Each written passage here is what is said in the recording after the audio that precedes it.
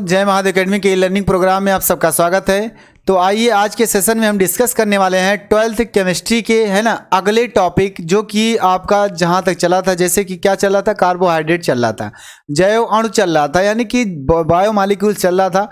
वो चैप्टर पूरी तरह से हार्मोन्स पे जाके ख़त्म हो जाता है। हार्मोन्स के बाद उसके बाद अगला टॉपिक आपका स्टार्ट होता है, अगला चैप्टर स्टार्ट होता है, अगला पार्ट शुरुआत होता है। उस पार्ट का नाम है भैया बहुलक, यानी क्या है, पॉलीमर। पॉलीमर के बारे में पढ़ेंगे आज के लेक्चर में। आज के सेशन में हम पॉलीमर के बारे में डिस्कस करेंगे, यानी कि आपका क्वेश्चन साथ साथ कराते रहेंगे, अनसॉल्व कराया जाएगा साथ साथ। जो भी क्वेश्चन शुरुआत से है चैप्टर वाइज उसको डिस्कस किया जा रहा है, लेकिन आपकी जो थ्योरी थोड़ी थोड़ी बची हुई है इसके बारे में भी बताते चलेंगे। इसके बारे में भी वीडियो है ना लेक्चर देते रहेंगे हम, इसलिए सोच रहे हैं क्योंकि आपके अनसॉल्व में हमने देखा कुछ क्वेश्चन ऐसे आए हैं जो आपके इस बहुलक से है ना, यानी पॉलीमर से क्वेश्चन पूछे गए हैं। तो क्वेश्चन जो पॉलीमर से आते हैं, आपको ये नहीं सोचना है कि हमारे सिलेबस में क्या है, कट गया है। आपको 100% पढ़ाने के लिए यहाँ बात हो रही है ना। क्रैश कोर्स जब होगा आपका, तो उस क्रैश कोर्स में या ऐप पर आपका जो होगा वहाँ केवल 70% चलेगा, है ना। जो 30% डिस्काउंट हो गया, कट गया है, उसको नहीं पढ़ाया जाएगा। लेकिन अभी जो यूट्यूब पर हो रहा है उसमें पूरा पढ़ाया जाएगा, क्योंकि आपको कंपटीशन में बैठना है। और वैसे वास्तव में आपको पूरी तरह से यही सोचना है भैया कि हमको कंपटीशन में बैठना है ना। अगर हम पूरी तरह से जानकारी लेंगे, पूरा हमको ज्ञान रहेगा, पूरी हमको नॉलेज रहेगी, तब जाकर के हम कंपटीशन को बैठ सकते हैं या कंपटीशन में अंदर अच्छा रैंक ला सकते हैं या उसको क्वालिफाई कर सकते हैं, है ना। लेकिन कब? जब आप अच्छे से पूरी तरह से पूरा फुल एक्सप्लेनेशन के साथ, पूरे फुल विस्तार के साथ अगर किसी टॉपिक को पढ़ेंगे, है ना, अच्छे से पढ़ेंगे, तब आपको समझ में आएगा। तो आप आ जाइए, एनसीईआरटी में ही आपका है, अगले ही बार था बहुलक, है ना। लेकिन कुछ लोग कह रहे हैं आपकी बार क्या है, बहुलक है ही नहीं। लेकिन ऐसे नहीं सोचना, आपको पढ़ना है, आपको बस ये सोचना, पढ़ना है, काबिल बनना है, आपको एग्जाम नहीं केवल देना है ना। आपको अपने भविष्य को सुधारना, आपके अपने भविष्य को बनाना है और आने वाली पीढ़ी को भी सही करना है। तो आप जब पढ़ेंगे तब होगा ये, है ना, अन्यथा नहीं हो पाएगा। तो क्या शुरुआत करते हैं भैया। अभी तक हमारा चल रहा था जैव अणु, यानी उसमें हार्मोन्स लास्ट टॉपिक पे खत्म होता है। उसके बाद आपका लेक्चर सेशन स्टार्ट होता है, जो कि है क्या है, पॉलीमर यानी बहुलक है। क्या है, चैप्टर का नाम क्या है भैया, बहुलक। क्या है, बहुलक, है ना। क्या है भैया, बहुलक। अब इस बहुलक को क्या बोलते हैं, पॉलीमर बोलते हैं, पॉलीमर्स बोलते हैं। अच्छा, ये पॉलीमर्स जो है ना, बहुलक क्यों है, इसकी इंग्लिश से आप शब्द आती है, देखिए पॉलीमर लिखा है ना, पॉलीमर क्या है भैया, पॉलीमर है। तो पॉली का मतलब होता है बहुत, है ना, क्या है, बहुत होता है।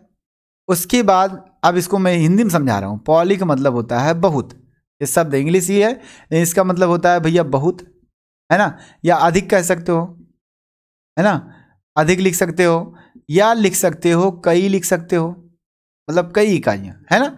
और आपका जो मर आता है, अब ये मत सोचना मर का मतलब मर, है ना, नहीं, मर माने होता है इकाई, है ना, इकाई क्या है, एकल इकाई। तो इकाई यानी कि एकल इकाई जो है, वो इकाइयाँ अगर ढेर सारी इकाइयाँ होती है, बहुत इकाइयाँ होती है जिसमें, है ना, उसे क्या बोलते हैं, पॉलीमर बोलते हैं, है ना। इकाई, एकल इकाई, इकाई, या बोल सकते हो एकलक। अभी हम लिखाएंगे इसको पूरी तरह से एक एक थ्योरी करके, है ना। तो आप समझिए, ध्यान से सुनिए बस इस बात को कि भैया अगर ये लिखा है पॉलीमर, तो इसका मतलब क्या होता है। पॉली मतलब होता है बहुत या अधिक या कई, है ना। और मर का मतलब होता है इकाइयाँ, एकलक इकाइयाँ या एकलक इकाई या एकल इकाई, है ना। अगर इकाइयाँ ढेर सारी हैं, यानी बहुत इकाइयाँ जिसके अंदर होगी, उसी को हम क्या बोलेंगे भैया, पॉलीमर बोलेंगे। क्या बोलेंगे, उसी को पॉलीमर बोलेंगे, उसी को हम बहुलक बोलेंगे। ये इस हेडिंग से निकल के आता है आपका, ये थ्योरी जो ये डिफिनीशन आता है, ये हेडिंग से निकल के आता है ना। तो इतनी बातें समझ में आ रही है आपको, तो फटाफट आप नोट करते रहिए। अब एक एक एग्जाम्पल, ये थ्योरेटिकल पार्ट है। आप ये सोचेंगे थोड़ा सा कि हाँ थ्योरेटिकल है, लेकिन इस थ्योरेटिकल में एक मेन पॉइंट आता है, जो कि आप जब रबड़ के बारे में पढ़ेंगे, है ना, तो उसमें आपका क्वेश्चन पूछता है ज़्यादातर नायलॉन 6 हो गया, है ना, नायलॉन 6 हो गया, सेंसिटिव रबड़ हो गया, मतलब कि जो संश्लेषण रबड़ हमारा है, जो कहा जाता है ब्यूना एस ब्यूना एन, है ना, ये बनाए जाते हैं। तो ये सारी चीज़ों के बारे में ऑप्शन में पूछता है। ऑप्शन मतलब कंपटीशन में भी पूछेगा, आपके पेपर में भी पूछ सकता है, या उसके बारे में पूछ लिया। फार्मूला आपको तो नहीं पूछेगा, लेकिन हो सकता है कभी बाई चांस, कदा भी, है ना, कभी पूछ सकता है। तो आप जब पढ़े रहेंगे तब तो बताएंगे। आपके दिमाग में ऐसा आएगा थोड़ा सा कि सर ये थ्योरीटिकली पूरा है, पूरा का पूरा थ्योरी है, पूरा का पूरा क्या है, एक प्रकार से कहने का मतलब पूरी थ्योरी है, इसमें ज़्यादा मज़ा नहीं है। लेकिन मज़ा आएगा जब आप इसको मज़े के साथ पढ़ोगे तब, है ना। इसका बहुत ज़्यादा महत्वपूर्ण है आपके दैनिक जीवन में। आप अपने दैनिक जीवन में आपके चारों तरफ, है ना, वो इस्तेमाल की जाती हैं जो चीज़ें इसमें पढ़ाई जाएंगी, तो आप उसको तो इंटरेस्ट लेकर के पढ़ सकते हैं, है ना, यानी कि मज़े से। तो आइए हम क्या कर रहे हैं, पहले इसका डिफिनीसन लिखते हैं भैया, है ना। इसका डिफिनीसन जो होगा उसके बारे में क्या होता है कि बहुलक वे उच्च अणुभार होते हैं, है ना, मतलब कि वे उच्च अणुभार वाले यौगिक होते हैं जो क्या है भैया, जो आपस में एक दूसरे से जुड़े होते हैं, है ना। चलिए आइए, चलिए यहां से लिखेंगे बहुलक, थ्योरी लिखते हैं, बहुलक वे उच्च अणुभार वाले यौगिक हैं, है ना, जो यानी कि कई छोटे छोटे इकाइयों से, जो कई छोटे छोटे, दिख रहा है ना वहां तक, हाँ, छोटे छोटे भी वो लिख सकते हैं, इकाइयों इकाइयों इकाइयों के आपस में, क्या भैया, आपस में जुड़ने से बनते हैं, है ना। सीधे तरीके क्या है, उनसे जुड़ करके बनते हैं या फिर उनके मिलने से बनते हैं, आप लिख सकते हैं आपस में जुड़ने से बनते हैं, कौन, बहुलक बनता है ना। यानी कि जो जिसका बहुत बड़ा उच्च अणुभार होगा, यानी कि जिसका बहुत ज़्यादा अणुभार होगा, यानी काफ़ी ज़्यादा मात्रा में उसका अणुभार होगा। आप वजन नहीं सोचना, आपको वजन नहीं सोचना, वजन सोचोगे तो दिक्कत हो जाएगी। दिक्कत कब होगी, जब हम पढ़ाएंगे आपको पॉलीथीन, है ना, जब हम बताएंगे आपको पॉलीथीन, तो आप कहोगे कि सर पॉलीथीन तो क्या होता है भैया, छोटा हल्का होता है ना, इसका कैसे अणुभार ज़्यादा हो गया। अणुभार, अणुभार, भार नहीं, अणुभार, है ना। अणुभार मतलब होता है जो इसमें अणु इस्तेमाल हुए हैं, जो इसमें परमाणु इस्तेमाल हुए हैं, उस परमाणु का भार देखा जाता है, उस परमाणु का अणुभार देखा जाता है ना। तो जब ये पॉलीथीन है तो एथिलीन का एक क्या है, ये बहुलक है। तो एथिलीन ढेर सारे एथिलीन क्या है, मिले जाते हैं, उनका जब परमाणुओं का देखेंगे हम अणुभार तो काफ़ी ज़्यादा आएगा, है ना। इसलिए कहा जाता है कि ये उच्च अणुभार वाले होते हैं, अणुभार ना कि भार। इस बात को समझना बाबू, है ना, यहाँ उच्च अणुभार समझना, नहीं तो भार समझ जाओगे गड़बड़ हो जाएगा, है ना। तो क्या है कि उच्च अणुभार वाले क्या होते हैं, यौगिक होते हैं, और जो जिनके अंदर एक कई छोटी छोटी इकाइयां आपस में जुड़े होते हैं, या कह सकते हो कि जो कई छोटी छोटी इकाइयों से मिल करके क्या होता है, बना होता है ना। ये हो गया। अब इसके बाद क्या देखा जाता है कि बहुलकों से संबंधित कुछ अन्य पद होते हैं। अन्य पद का मतलब जैसे कहा गया भैया, है ना, एकलक होता है, एकलक इकाई होती है, पुनरावृत्ति इकाई होती है ना, ये तमाम चीज़ की इकाइयाँ, क्या बृहद अणु होता है, ये सब क्या है, बहुलक से संबंधित कुछ अलग अलग पॉइंट हैं जिसके बारे में जब नहीं जानते हैं लोग तो कन्फ्यूज हो जाते हैं। ये एकलक इकाइयाँ किसे कहते हैं, पुनरावृत्ति इकाई किसे कहते हैं, बृहद अणु किसे कहते हैं, क्या बृहद अणु हमारा वास्तव में बहुलक माना जाता है या बहुलक होता है कि नहीं होता है, क्या सभी बहुलक हमारे बृहद अणु होते हैं कि नहीं होते हैं, ये क्वेश्चन बन सकता है एक प्रकार से। तो आप जब थ्योरी जानेंगे तभी होगा। काफ़ी आसान क्वेश्चन है, लेकिन क्या है, कन्फ्यूजन होता है कि भैया बृहद अणु, यहाँ जब घुमाएगा क्या, बृहद अणु होता है, यानी कि एक बड़ा सा अणु है, ठीक है, बृहद अणु है, आप बृहद अणु कह दिए, तो बृहद अणु को कहा गया क्या है कि ये बहुलक है, ठीक है, बहुलक हमारा बृहद अणु है, ये भी कहा गया। लेकिन क्वेश्चन में घुमा के कह दिया कि क्या बृहद अणु बहुलक हो सकता है, अगर हो सकता है तो क्यों, या फिर क्वेश्चन कह दिया क्या सभी बहुलक बृहद अणु हो सकते हैं, अगर हो सकते हैं तो क्यों, और नहीं हो सकते हैं तो क्यों नहीं हो सकते हैं। क्वेश्चन आपका घुमा सकता है, कंफ्यूज कर सकता है आपको पूरी तरह से। तो जब आप जानेंगे उसको अच्छे से तभी तो बताएंगे। तो आइए चलिए देखते हैं क्या लिखेंगे हम, मेन हेडिंग क्या लिखेंगे भैया, बहुलकों से संबंधित कुछ पद, है ना। चलिए, बहुलकों से संबंधित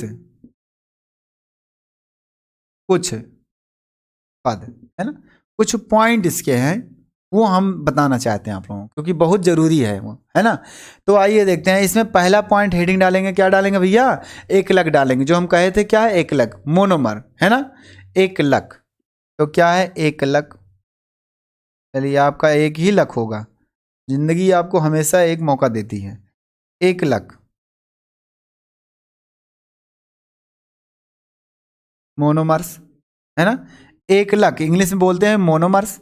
अब ये मोनोमर्स क्या होता है ना, इसके बारे में बताते हैं कि भैया क्या है, देखिए क्या है। अब एक लक जब है तो एक लक मतलब इकाई, छोटी इकाई होगी। अब ये ऐसी इकाई है जिसकी पुनरावृत्ति बार बार होती है, तो क्या बन जाता है, बहुलक बन जाता है ना। तो क्या है, बहुलक बनता है, तो हम कह सकते हैं वो क्या है भैया, एक लक है। क्या है, एक लक है। जिन पुनरावृत्ति इकाइयों के, है ना, यहां लिखेंगे क्या थ्योरी, जिन पुनरावृत्ति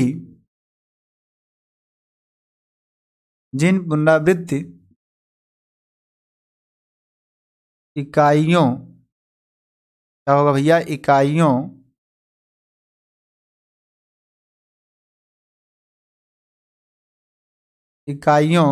हाँ, पुनरावृत्ति इकाइयों, है ना, के या से, या कह सकते हो मिलने से, या बार बार उसके रिपीट होने से, है ना, आप लिख सकते हैं से क्या बनते हैं भैया, बहुलक बनते हैं। तो क्या, पुनरावृत्ति इकाइयों के जुड़ने से है ना, बहुलक बनते हैं, बहुलक बनते हैं, है ना, बहुलक बनते हैं। वो क्या कहलाते हैं भैया, वहां दिख रहा है ना, हाँ दिख रहा है, बहुलक बनते हैं, एकलक कहलाते हैं। क्या कहलाते हैं, वे एकलक कहलाते हैं। यहां से लिख देंगे वे एकलक, मतलब जिसका रिपीटिंग होता है, वे एकलक कहलाते हैं, वे एकलक कहलाते हैं।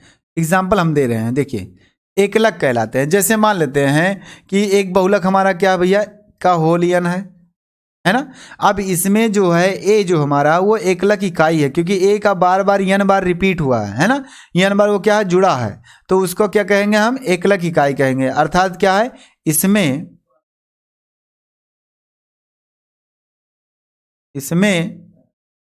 ए एकलक है। क्या है, एकलक है, एकलक है। क्या है भैया, ए एकलक है। बस इतनी बातें। और एग्जांपल आप करना चाहते हैं, पॉलीथीन ले लीजिए, है ना, यानी कि पॉलीथीन जो हमारा है उसमें भी क्या है, पॉलीथीन का सूत्र क्या भैया, CN मतलब CH2 सिंगल बॉन्ड CH2, है ना, का होल यन। ये हमारा क्या है, पॉलीथीन का एक सामान्य सूत्र है। इसमें जो एकलक आपका वो क्या है, CH2 कह सकते हो आप, लेकिन CH2 नहीं, CH2 पूरा कहें, क्योंकि ये एथीन का बहुलक है ना। तो यहाँ से एकलक जो हमारा है वो क्या है, एकलक जो होगा वो क्या होगा भैया, single bond CH2 single bond CH2। ये आपका क्या, एकलक, इसी का रिपीटिंग बार बार होता है। तो एकलक कौन सी इकाई है, जिन इकाइयों की या जिनकी पुनरावृत्ति इकाइयों की, या जिन पुनरावृत्ति इकाइयों के जुड़ने से, जिन पुनरावृत्ति जिसके बार बार रिपीट होने से और उसके जुड़ने से क्या आता है, एक बहुलक बनता है, वो हमारा क्या कहलाता है, एकलक कहलाता है। जैसे ये है एग्जाम्पल ए आ गया, है ना। अगला नीचे दिख रहा है, अभी अगला हेडिंग आपका होगा भैया, पुनरावृत्ति इकाइयां। अब आइए दूसरा आ गया, पुनरावृत्ति इकाइयां। अच्छा, नहीं समझ में आ रहा है, इसका पॉलीथीन को बताएं फिर से, चलिए मैं फिर से बता देता हूं भैया। इसमें देखिए, मान लेते हैं पॉलीथीन एथिलीन का बहुलक है, ये बताया जाएगा, आपको कराया भी जाएगा। एथिलीन ये हमारा एथीन, सूत्र है CH2 double bond CH2 single bond. क्या करते हैं, इसको गर्म कर दीजिए, केवल गर्म करने से क्या है, इसके पाई बॉन्ड ब्रेक होंगे, लेकिन ये N अणु होगा। अब N अणु क्या होगा, बार बार क्या होगा, जुड़ेगा, जुड़ करके एक बड़ा सा बहुलक बनेगा, है ना। वो कौन सा बहुलक है, चलिए देखते हैं। ये बार बार जुड़ता है, अभी बार बार जुड़ाइए, है ना, और देखते हैं कितना आता है। Single CH2 single bond CH2 single bond CH2 single bond CH2, है ना। ऐसे होगा, डॉट डॉट डॉट आगे जाएगा, वो डॉट डॉट इधर बढ़ता आ रहा है, डॉट डॉट उधर बढ़ता जा रहा है। इसको ओवरऑल हम लिखते क्या है भैया, लिखते ये हैं कि सिंगल बॉन्ड CH2, है ना, यानी सिंगल बॉन्ड CH2 लिखेंगे, सिंगल बॉन्ड CH2 और करके क्या करेंगे, होल यन कर देंगे, है ना। और ये इधर निकला, ये इधर निकला है। अब ये हमारा क्या है, पॉलीथीन, दिख रहा है नीचे, हाँ दिख रहा है। क्या है भैया, पॉलीथीन है। क्या है, पॉलीथीन। अब ये पॉलीथीन क्या है, एक बहुलक है। अब इस बहुलक जो बना है इसमें किसकी रिपीटिंग हुई है, आपके CH2 की रिपीटिंग हुई है ना।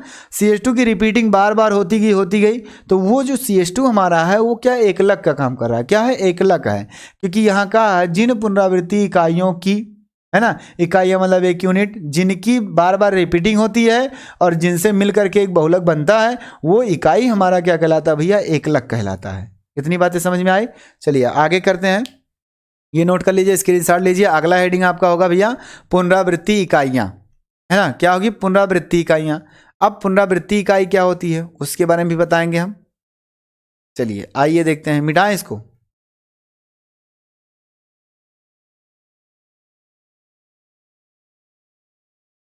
ध्यान से समझिए, थ्योरी में बड़ा क्वेश्चन बनेगा आपका, घुमाएगा जब। अभी देखिए इसी पुनरावृत्ति इकाई में हम क्वेश्चन घुमा रहे हैं। आपके दिमाग में आ रहा होगा कि पुनरावृत्ति इकाई जो है एकलक है, वही है ना, लेकिन नहीं। अभी देखिए क्या होगा, कन्फ्यूजन आपको बहुत होगा इसमें, लेकिन ध्यान से अगर सुनेंगे तो कन्फ्यूजन कुछ नहीं होने देंगे हम, जरा सा भी नहीं होने देंगे।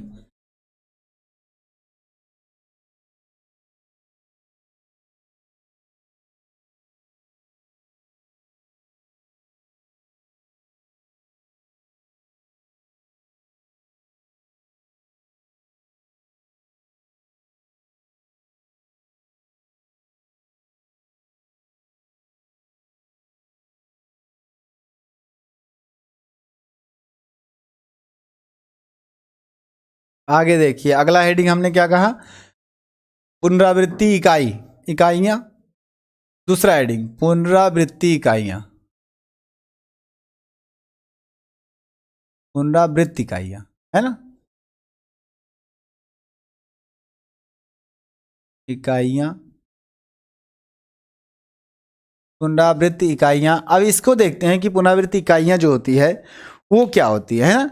बहुलक की संरचनात्मक इकाइयां जो है भाग लेती हैं, या भाग कह सकते हो, जिसकी पुनरावृत्ति होती है ना, यानी उसमें हम करेंगे बहुलक की संरचनात्मक इकाई, जिसकी द्वारा से उसका क्या संरचना बनता है बहुलक का, वही हमारी क्या है संरचनात्मक इकाई होगी, है ना। बहुलक की संरचनात्मक इकाई या कह सकते हो भाग, है ना, जिसकी पुनरावृत्ति होती है, क्या भैया, वही क्या कहलाती है पुनरावृत्ति इकाइयां कहलाती है। तो लिखेंगे क्या, बहुलक की, बहुलक की संरचनात्मक, संरचनात्मक इकाई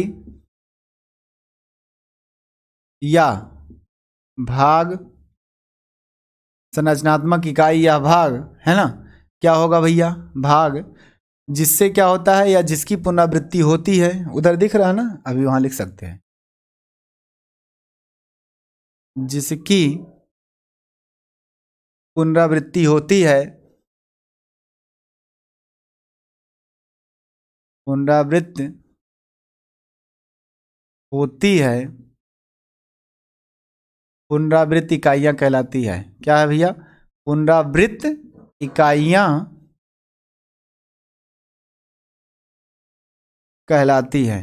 क्या है, पुनरावृत्त इकाइयां कहलाती है। जैसे एग्जाम्पल में अभी बताएं आपको, है ना, यहाँ लिखे एग्जाम्पल ज़्यादा सही होगा। देखिए एग्जाम्पल में अगर आपके दिमाग में आ रहा है कि ठीक है सर क्या हुआ कि आपने ए का होल एन लिख दिया, इसकी पुनरावृत्ति बार बार हो रही है इस इकाई की, है ना, तो आप तो कह सकते हैं कि ठीक है इसकी पुनरावृत्ति इकाई क्या है, ए है। तो इस केस में, है ना, अतः इसमें जो है आपकी पुनरावृत्ति इकाई और एकलक इकाई दोनों ए ही है। क्या है, एकलक इकाई और पुनरावृत्ति इकाई दोनों ए है ना। इसमें एकलक और पुनरावृत्ति इकाई क्या है, ए है ना, इकाई ए है। लेकिन अगर इसी क्वेश्चन को, इसी एग्जाम्पल को बदल दिया जाए, ये ए ऐसे करके लिख दिया जाए ए बी का होल एन, है ना, तब इसमें क्या होगा, इसमें क्या करेंगे आप, एकलक क्या होगा, पुनरावृत्ति क्या होगा। देखिए यहाँ चेंज हो जाएगा, है ना, क्या हो जाएगा, इसमें जो होता है, अब इसमें जो है वो आपको ऐसे देखना है, इसमें जो आपकी पुनरावृत्ति इकाई है, पुनरावृत्त, है ना, पुनरावृत्त इकाई जो आपकी है वो क्या है? पुनरावृत्ति इकाई आपकी क्या है? देखिए इसका रिपीटिंग हो रहा है, ए बी का पूरा रिपीटिंग हो रहा है, ए बी का होल एन लगा है, इसका मतलब क्या है? A B A B A B A B कितनी बार है भैया? 9 एन बार है। कितनी बार है? एन बार है। तो ए बी का रिपीट हो रहा है। देखिए बहुलक की संरचनात्मक इकाई या भाग जिसकी पुनरावृत्ति होती है, पुनरावृत्ति इकाइयाँ कहलाती है। इसमें भी इसकी पुनरावृत्ति होती थी, इसको भी कहा गया पुनरावृत्ति इकाई, लेकिन एकलक भी अकेले है इसलिए। लेकिन इसमें क्या है? ये भाग है, कहा इकाई भी कहा, भाग भी कहा है। इकाई में केवल एक आएगा, भाग में कोई भाग आएगा, है ना, कोई पार्ट आएगा। उस पार्ट का बार बार रिपीटिंग होता है, उस पार्ट का अगर बार बार रिपीटिंग हो रहा है तो वो पार्ट हमारी क्या हुई? पुनरावृत्ति इकाई कहलाएगी, है ना। तो इसमें देखिए ये भाग आया है, ए बी क्या है? पूरा एक भाग है, उसका क्या रहा? बार बार रिपीटिंग हो रहा है, वो एन बार होता है, इसलिए कहा गया किसको? क्या क्या इकाइयाँ कहा गई? कौन सी? पुनरावृत्ति इकाइयाँ। अब पुनरावृत्ति इकाई जो इसकी है वो क्या है? ए बी है, ठीक है, ए बी है। लेकिन इसमें एकलक क्या है ना, परंतु इसमें भैया क्या होगा? इसमें क्या होगा जानते हो? एकलक क्या होगा? परंतु इसमें एकलक लिखें, एकलक है ना, परंतु इसमें एकलक क्या है? ए और बी, है ना, क्योंकि एकलक में कहा इकाई, है ना, एक इकाई, एक यूनिट। थ्योरी में कहा है जिन पुनरावृत्ति इकाइयों के जुड़ने से, है ना, क्या एक बहुलक प्राप्त होता है, वो हमारा क्या? एक यूनिट है, एक एकलक है। आप अर्थ हेडिंग से निकाल लीजिए, एकलक अकेले हो, है ना, इसमें दो लोग हैं, ये एक भाग हो जाएगा, ये इकाई नहीं माना जाएगा, ये एक भाग है। अब अगर इकाई कहना चाहते हो तो एक भाग की इकाई बोलनी पड़ेगी, है ना। तो थ्योरी समझिए।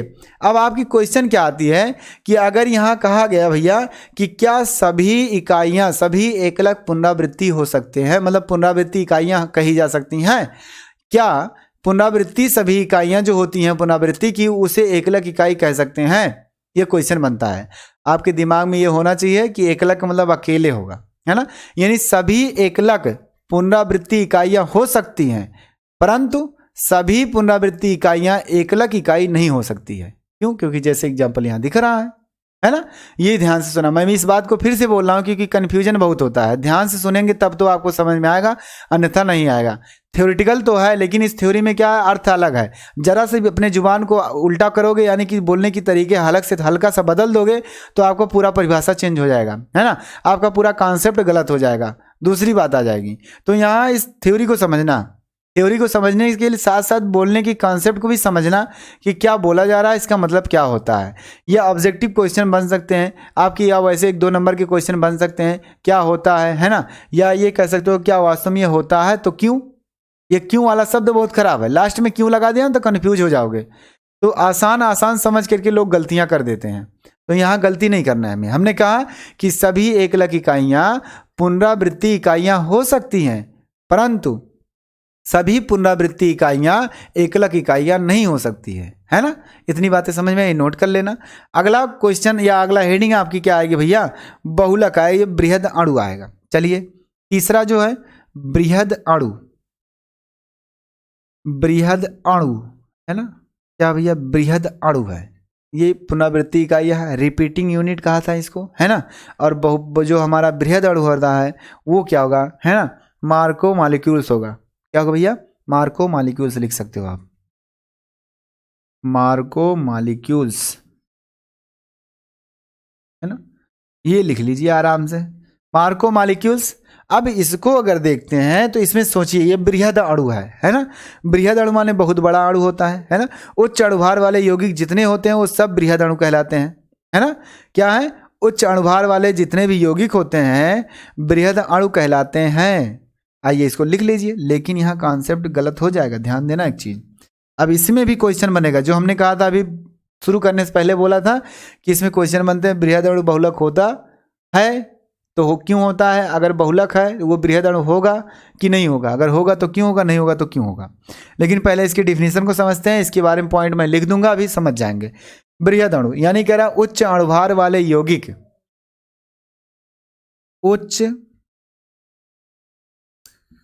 अणुभार वाले यौगिक, है ना, बृहद अणु होते हैं। बृहद अणु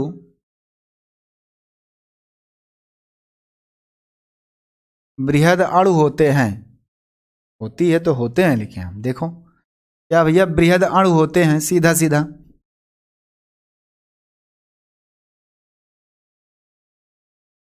और कुछ नहीं सोचना, यानी जितने उच्च अणुभार वाले होंगे यौगिक बृहद अणु होंगे। अब यहाँ बात आती है कि ठीक है बहुलक भी हमारा क्या है, बृहद अणु होता है ना, लेकिन उसके साथ क्लोरोफिल भी एक आता है कि वो भी क्या है, बृहद अणु वाला यौगिक है। तो क्या क्लोरोफिल बहुलक होगा या नहीं बहुलक होगा, तो पहले उसके कॉन्सेप्ट को समझते हैं। इसमें और कॉन्सेप्ट होगी है ना, उसमें जो थोड़े थोड़े कॉन्सेप्ट हैं उसको भी जानना बहुत जरूरी है आपको, है ना। इसलिए बहुलक जो होता है बृहद अणु होता है, यहाँ आप लिख सकते हैं, दिख रहा ना वहाँ।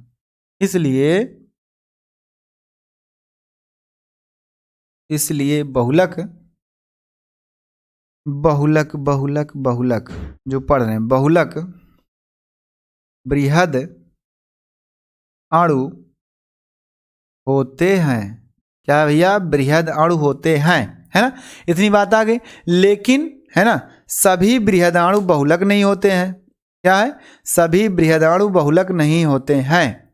तो यहां से लिखेंगे परंतु या लेकिन या बट लिख सकते हो, किंतु लिख सकते हो, लेकिन है ना, सभी बृहद अणु बहुलक नहीं हो सकते हैं, है ना।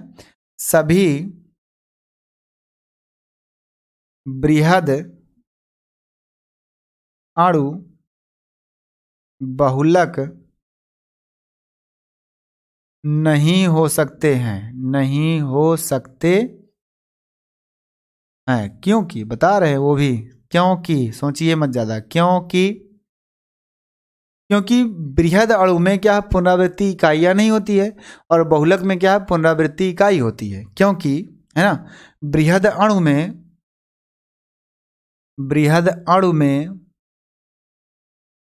में है ना, पुनरावृत्ति इकाई नीचे दिख रहा है बाबू, हाँ। बृहद अणु में यहां से लिखें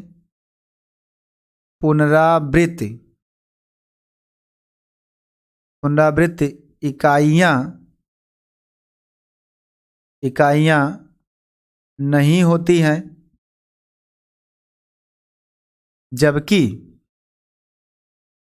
जबकि भैया किसमें, बहुलक में, जबकि बहुलक में पुनरावृत्त है ना, इकाइयां,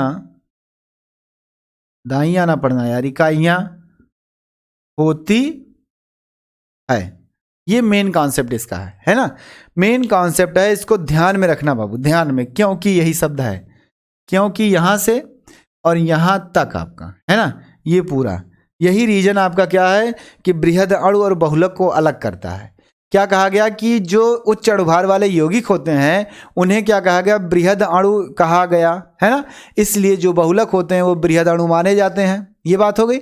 लेकिन यहां कहा गया कि परंतु सभी बृहद अणु बहुलक नहीं होते हैं, ये बात फंस गई। सभी बृहद अणु बहुलक नहीं होते हैं। अब क्यों नहीं होते हैं, क्योंकि बृहद अणु में पुनरावृत्ति इकाइयां नहीं होती, मतलब जो रिपीटिंग शब्द होता है, रिपीटिंग इकाई होती है, रिपीटिंग एकलक होते हैं, है ना, जो पुनरावृत्ति बार बार दोहराए जाते हैं, वो इकाइयां किसमें, बृहद अणु में नहीं होते हैं, है ना।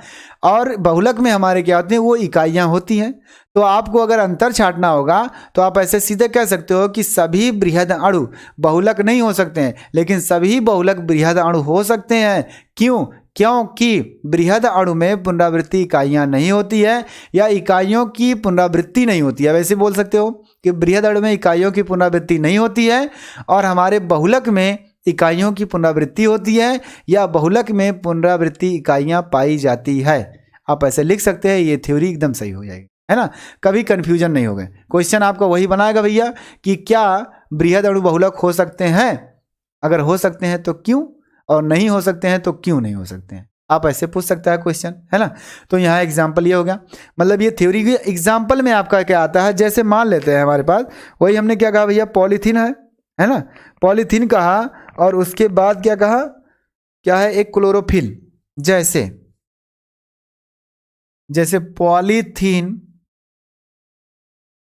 पॉलीथीन है ना, एक बहुलक है। क्या है भैया, एक बहुलक है, एक बहुलक, और बृहद अणु भी है। क्या है, बृहद अणु भी है,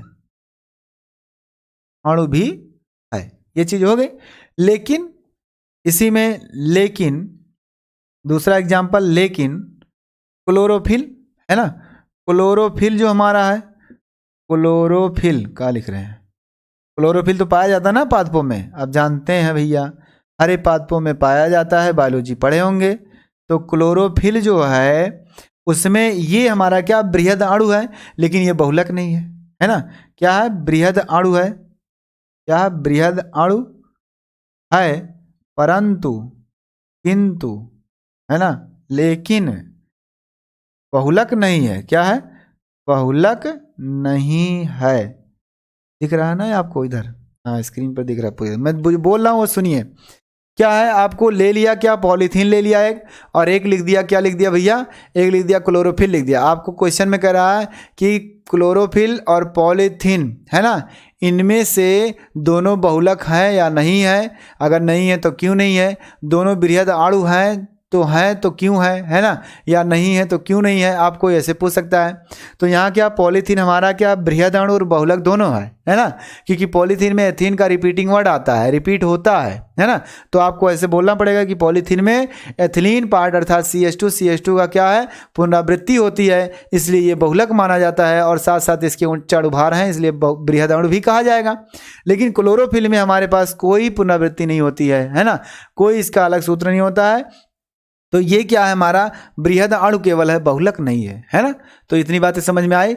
चलिए आगे चलते हैं, अगला थ्योरी क्या कहता है भैया, इसको मिटाएं हम, जल्दी करिए नोट कर लीजिए सर, जल्दी जल्दी नोट करते रहिए, स्क्रीनशॉट लेते रहिए, मैं इंपॉर्टेंट टॉपिक बताऊंगा सिर्फ आप लोगों को, बस ज़्यादा नहीं है ना। चलिए इतनी बातें समझ में आ गई आपको, आगे देखते हैं अगला पॉइंट इसका क्या है। 3 पॉइंट हो गए, चौथे पॉइंट या 3 ही पॉइंट रखिए, चौथा आपका एक इम्पॉर्टेंट नेम आ गया जो कि आप पूछ लिया, टीलोमर किसे कहते हैं, टीलोमर, जैसे पॉलीमर होता है वैसे टीलोमर भी होता है। ये नया नाम आ रहा है इसलिए नया नाम बताना जरूरी है, आपके ऑप्शन में मिलेगा टीलोमर होते हैं कि नहीं होते हैं, हाँ होते हैं भैया।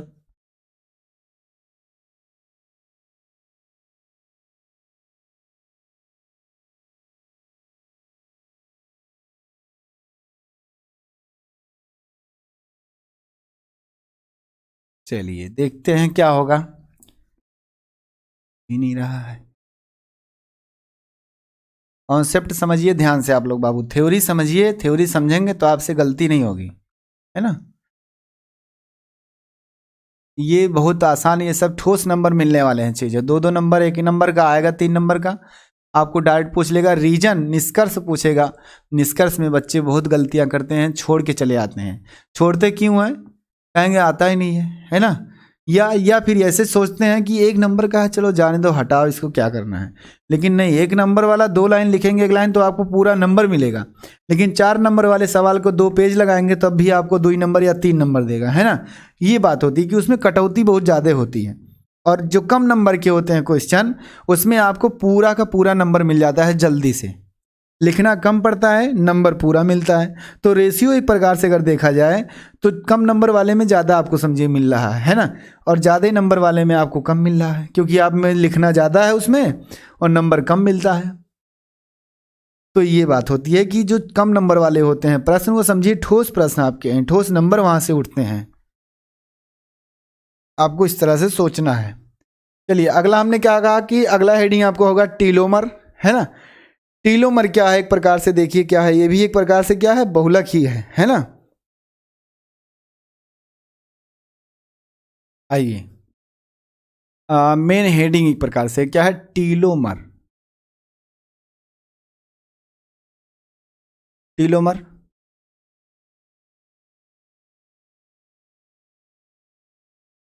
इसमें देखिए क्या होगा, इसमें कुछ करना नहीं, पॉलीमर में क्या पुनरावृत्ति इकाई होती है, हाँ होती है।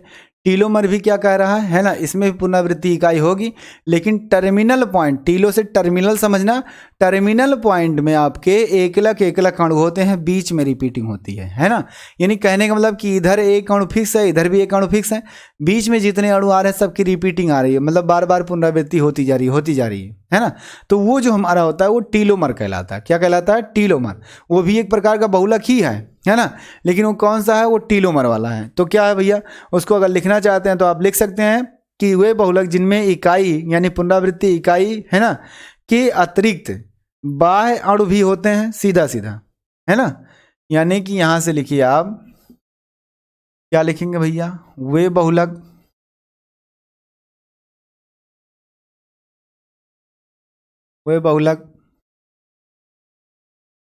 जिनमें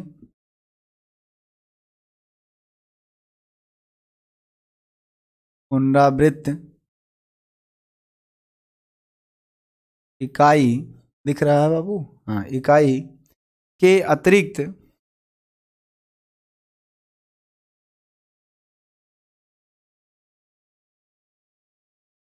बाह्य अणु भी है ना, बाह्य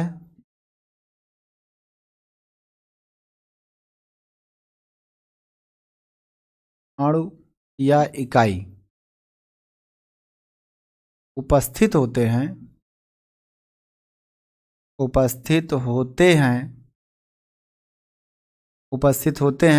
उसे टीलोमर कहते हैं या टीलोमर कहलाते हैं। वे टीलोमर कहलाते हैं क्या भैया, वे टीलोमर कहलाते हैं, वे टीलोमर, अभी इसको हम समझा रहे हैं, टीलोमर कहलाते हैं। वे क्या कहलाते हैं, टीलोमर कहलाते हैं, है ना। तो आइए देखिए क्या कह रहा है, एग्जाम्पल अभी हम बता रहे हैं, इसमें समझिए पहले क्या कह रहा है कि वे बहुलक यानी सब क्या होंगे, बहुलक होंगे, लेकिन ऐसे बहुलक जिनमें पुनरावृत्ति इकाई होती है लेकिन उसके अलावा बाह्य है ना, यानी बाहर में क्या है, बाह्य क्या है, अणु होते हैं, मतलब जहां पुनरावृत्ति होती है उसके दोनों साइड टर्मिनल पॉइंट में, बाहर अंदर नहीं। तो आप टी से टर्मिनल समझिए, टर्मिनल का मतलब होता है सिरा, आप पढ़े हैं फिजिक्स में है ना। टर्मिनल पॉइंट क्या है, सिरा, यहाँ से उस सिरे पे यानी कि बाह्य बिंदु माना जाएगा। बाह्य बिंदु से क्या है, दूसरे अणु अगर होते हैं या इकाई होते हैं तो वे हमारे क्या कहलाते हैं भैया, टीलोमर कहलाते हैं। वे जो बहुलक होंगे वो कौन से बहुलक होंगे, टीलोमर वाले होंगे, है ना।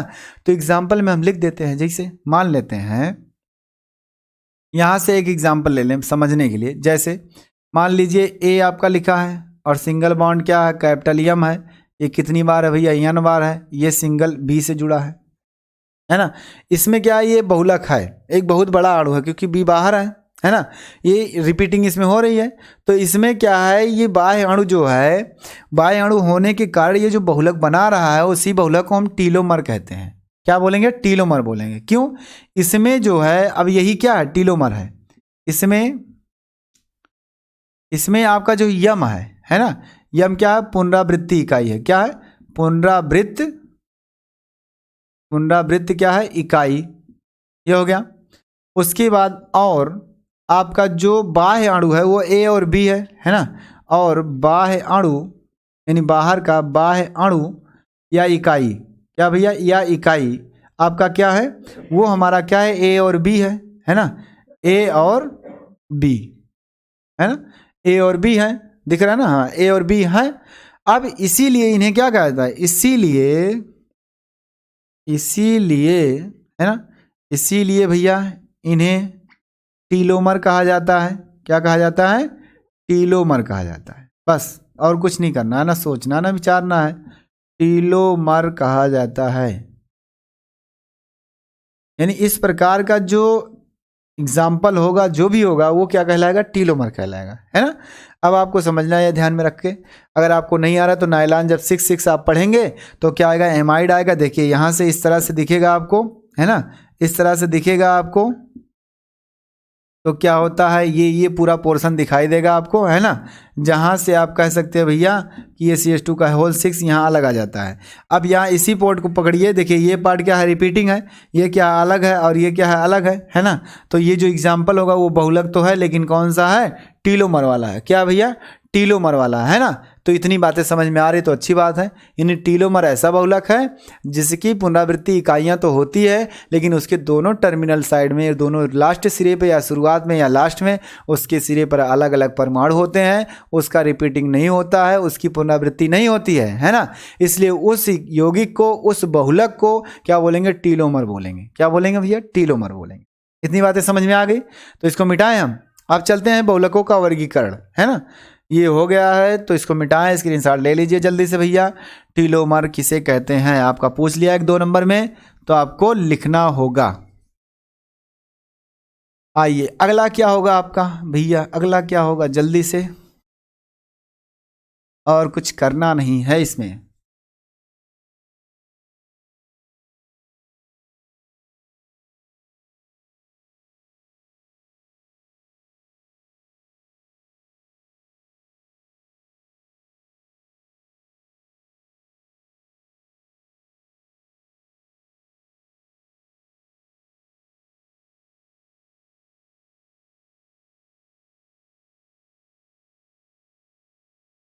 चलिए इसके वर्गीकरण के बारे में पढ़ते हैं।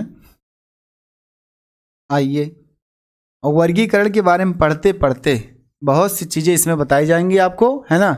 अगर आप लास्ट तक बने रहें तब तो क्या लिखें, हेडिंग डालिए, पहले बताएं तब बताएं। बहुलकों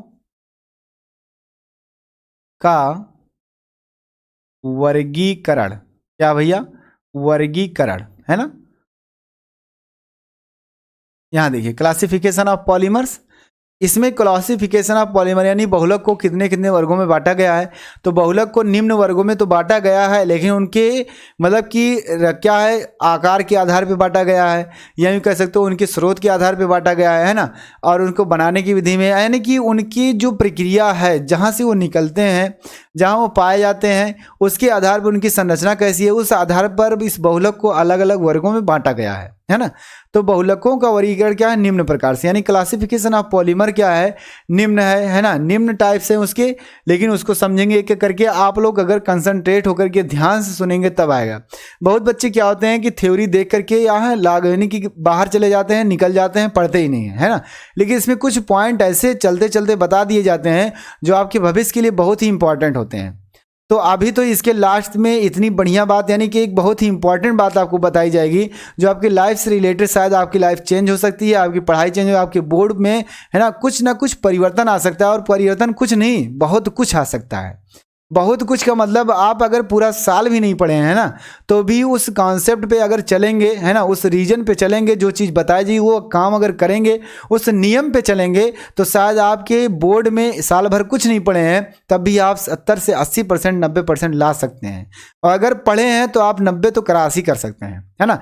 काफ़ी आसान तरीके से क्रॉस कर सकते हैं। कुछ नहीं करना आपको, ना सोचना है ना कुछ करना है, केवल जो नियम बताया जाएगा उसी नियम पे आपको चलना है बस, है ना। लेकिन कब बताएंगे, लास्ट में हम बताएंगे, अभी नहीं। अभी आप थ्योरी पढ़ रहे हैं, थ्योरी पढ़ लीजिए, बाद में बताया जाएगा, लास्ट में बताएंगे। अगर नहीं बताएंगे तो फिर आज के बाद देखना ही मत कुछ वीडियो, मेरा ये वादा है। बताएंगे, ये नहीं कि आपको क्या करें, लास्ट तक ले जाने की कोशिश कर रहे हैं। बहुत बच्चे सोचते हैं सर लास्ट तक ले जाने की कोशिश करते हैं यार, ले चले जाएंगे, टाइमिंग होगा, है ना। नहीं, मुझे टाइमिंग की ज़रूरत नहीं है। एक ही बंदा पढ़ रहा है, एक ही बंदा पढ़े, लेकिन आराम से पढ़े, कंसंट्रेट होकर के पढ़े, और वो पूरी बातों को सुन करके, है ना, अगर अच्छी लगे तो उसको भी कमेंट करते रहे कि हाँ सर अच्छी लगी है, ये बातें बहुत सही है। तो मैं ये आप लोगों की भविष्य को, यानी कि आपकी लाइफ को चेंज करने के लिए लास्ट में कुछ बातें बताऊंगा, जो आप अगर करेंगे तो शायद आप आगे निकल सकते हैं। लेकिन अभी नहीं, अभी क्या, कल क्या करिए, ये करिए। क्योंकि जो काम जल्दी से किए जाते हैं वो काम नहीं सही होता है। कहा जाता है जल्दी का काम शैतान का होता है। तो आप जल्दबाजी मत करिए, है ना, जल्दबाजी मत करिए। आप जल्दबाजी करते हैं, बच्चे बहुत ज़्यादा डिप्रेशन में आते चले जाए। जैसे जैसे पेपर आता है वैसे टेंशन होता है कि सर अभी कुछ नहीं हुआ, अभी कुछ नहीं हुआ। नहीं, अरे थोड़ा थोड़ा करोगे ना तो बहुत कुछ हो जाएगा यार। थोड़ा थोड़ा करोगे तो आपके पास बहुत टाइम है, 24 घंटे हैं। 24 घंटे में आप अगर मात्र 6 घंटे पढ़ते हैं ना, 6 घंटे कंसंट्रेट होकर के, तो वो 6 घंटे क्या 24 घंटे के बराबर होगा, बहुत ज़्यादा होगा। 6 घंटे अगर पढ़ते हैं आप तो बहुत ज़्यादा होगा, समझो। लेकिन कब, कंसंट्रेट होकर के जब पढ़ेंगे तब। और उस 6 घंटे में अगर एक दिन में 6 घंटा आप पढ़ रहे हैं, और उस 6 घंटे में आप मान लेते हैं 5 सब्जेक्ट के, या 6 सब्जेक्ट तो है नहीं, इंटर में 5 ही है, 5 सब्जेक्ट में अगर एक एक प्रश्नावली याद कर रहे हैं, मतलब एक चैप्टर अगर अच्छे से रिवीजन हो जा रहा है, तो आप समझ जाइए कि एक दिन में हर एक चैप्टर का 6 हो गया, मतलब एक चैप्टर रिवीजन हो गया, है ना। 6 घंटे पढ़ करके, 7 घंटे पढ़ करके, और अगले दिन ऐसे फिर करेंगे, तो शायद आप 10 दिन में या 15 दिन में पूरा बुक खत्म कर सकते हैं। पूरी बुक खत्म कर सकते हैं 30% डिस्काउंट के हिसाब से। जो 30% घट गया है उसके हिसाब से अगर पढ़ रहे हैं तो आप पूरी तरह से 15 से 20 दिन में पूरी बुक को अच्छी तरह से पढ़ करके पूरे कॉन्सेप्ट के साथ, है ना, समझ सकते हैं और अच्छा नंबर ला सकते हैं। तो आपको अभी भयभीत नहीं होना है ना। अभी आज क्या है, 2 तारीख है, सिर्फ 2 है ना, 3 तो है नहीं, 2 है। अभी आपका मार्च में या फिर डेट अभी कंफर्म नहीं हुआ यूपी बोर्ड का, केवल सेंटर अलर्ट हुआ है। तो यूपी बोर्ड का जब डेट नहीं कंफर्म हुआ है तो अभी सोचिए आप कि आपके पास अभी ये पूरी फरवरी तो है ही, है ना, मार्च में भी कुछ मिल जाएगा। तो समझ जाइए कि अगर शुरुआत भी होना होगा तो मार्च में लास्ट तक जाएगा या मार्च में आधा जाएगा। अगर कितना भी जल्दी करेगा तो 15 मार्च के बाद ही हो पाएगा, है ना। तो समझ जाइए आपके पास 1 महीना 1.5 महीना टाइम है, और उस 1.5 महीने में आप क्या कर सकते हैं ये मायने रखता है। आप कैसे पढ़ते हैं ये नहीं है ना, आपको कैसे करना है, किस कॉन्सेप्ट पे चलना है, किस नियम पे चलना है, किस रास्ते पे चलना है। अगर उस बातों पे अमल करते हुए या उस बातों पे निर्भर होते हुए अगर करते हैं, है ना, खूब अच्छे से तैयार होते हैं, तब जाकर के समझिए कि आपको अच्छा नंबर मिल सकता है, और मिलेगा, ये वादा है। और बहुत कुछ करने वाले हैं इसके साथ। आप लोगों को फ्री जो क्लास दी जाती है, हम इसका चार्ज तो नहीं ले रहे हैं, यूट्यूब पे पढ़ा रहे हैं, आप फ्री पे पढ़ रहे हैं। जय महादेव एकेडमी एक ऐसा मतलब नंबर 1 प्लेटफॉर्म ऐसा आपका है जो शायद आपको फ्री में सारी चीज़ें लाइव दे रहा है, फ्री में दे रहा है ना। लेकिन फ्री में दे रहा है तो उसके साथ साथ और भी आप कुछ करते रहें तो और भी एक्स्ट्रा हो जाएगा। एक्स्ट्रा करने के लिए क्या है, आपको टेस्ट कराना। अब मैं यहाँ टेस्ट कराऊंगा तो काफ़ी टाइम लग जाएगा, है ना। तो क्या क्वेश्चन तो कराते हैं, लेकिन ऐप पे अगर खुद से आपको टेस्ट करना है तो आप ऐप पे जाइए, है ना। ऐप पे जाइए, यानी कि ऐप पहले डाउनलोड करिए भैया, जय महादेव एकेडमी का। अगर नहीं हुआ तो उसको जल्दी से करिए। उस पर जा करके आप ऐप पे देखिए, हर एक सब्जेक्ट का चैप्टर वाइज क्या है, टेस्ट सीरीज रखा हुआ है, टेस्ट रखा हुआ है ना, कि क्वेश्चन वहाँ लोड हो गए हैं। वहाँ आप अकेले क्वेश्चन करिए, समझिए कि भैया साल भर में हम क्या पढ़े हैं, एक्स्ट्रा टाइम में वो करते रहिए। थ्योरी आपको नहीं मिल रही, थोड़ी बहुत छूट गई है, थ्योरी लीजिए। लेकिन अगर ऐसे पढ़ते रहेंगे तो थ्योरी भी हो जाएगी, आपको कॉन्सेप्ट भी आ जाएगा। तो वो चीज़ प्लस करके साथ में करते रहें तो आपको टेस्ट भी हो जाएगा। और इस प्लेटफॉर्म पर, इस जय महादेव एकेडमी के चैनल पर अगर लगातार आप लाइव क्लास पढ़ते हैं, है ना, तो मेरा वादा है, मेरी ये गारंटी है कि आप एक अच्छे नंबर, है ना, ला सकते हैं। और भविष्य में अपने आप को एक कामयाब व्यक्ति होने से कोई रोक सकता है, या अपने आप को आप खुद नहीं रोक सकते हैं। एक कामयाब व्यक्ति बनने के लिए आप बन सकते हैं। कहते हैं जो जिद की जाती है वो हासिल हो जाती है। आप गलत काम करते हैं, उसको जिद करते हैं, मन में ठानते हैं, दिल से करते हैं, वो हो जाता है, होता है ना, होता है। इतना वादा है कि होता है। तो वही चीज़, गलत काम नहीं करिए, उस अच्छे काम को, है ना, अपने दिल में बिठाइए और मन और दिल दिमाग से क्या काम करना शुरू करिए। तब देखिए वो पूरा होगा कि नहीं होगा, होगा।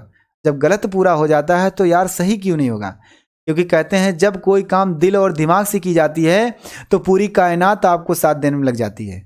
कब, जब आप सच्चे मन से करेंगे, दिल से करेंगे, तब होगा। यहाँ टाइम पास करने के लिए मत आओ बाबू।